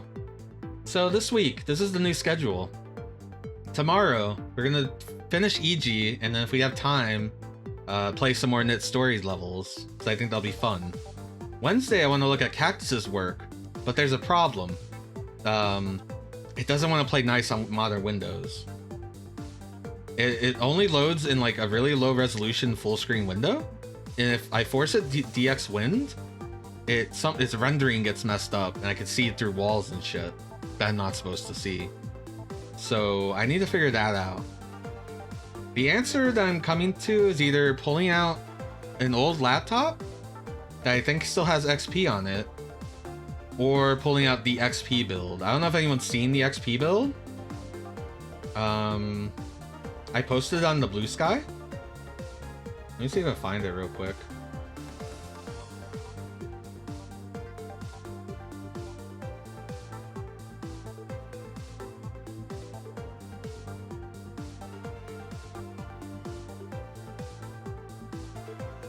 There you go. That's the XP build, and it's gigantic, and I don't want to... I really don't want to move that from the office to the stream room. Also, that office is a complete mess and a shit show right now. Plus, I have to hook it up to the capture and all this stuff. But if I gotta do it, I'll do it. Here it is playing Crisis.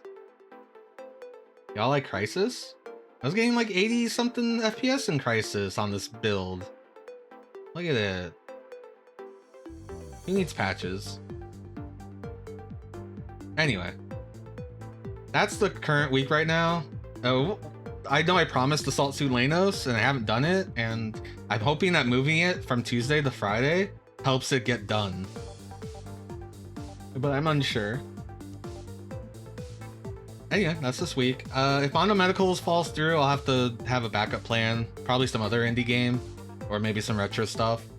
I kind of want to play 8-bit Sonics. I kind of want to play more 8-bit Sega stuff.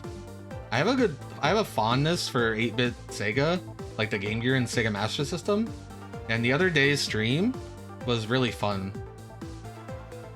And let me raid someone. I normally don't raid at this time of day and night.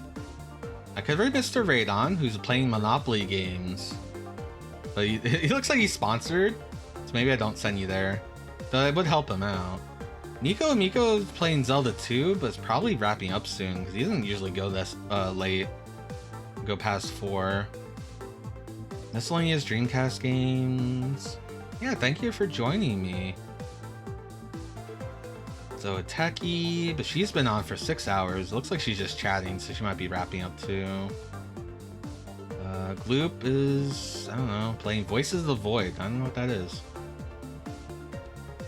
Bloom Center's playing Ruro, which is a game I do want to play. I guess he's playing on his real hardware because he's got a PCFX now. I don't know, he's also been at it for 6 hours. Everyone's been at 6 hours. Is that the stream meta? How's this Raging the Mr. Radon? He's such a nice guy.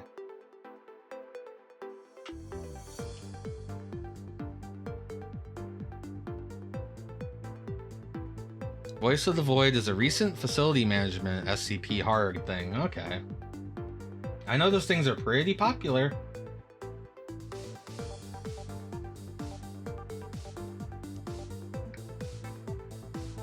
Can someone tell me what Limbus Company is?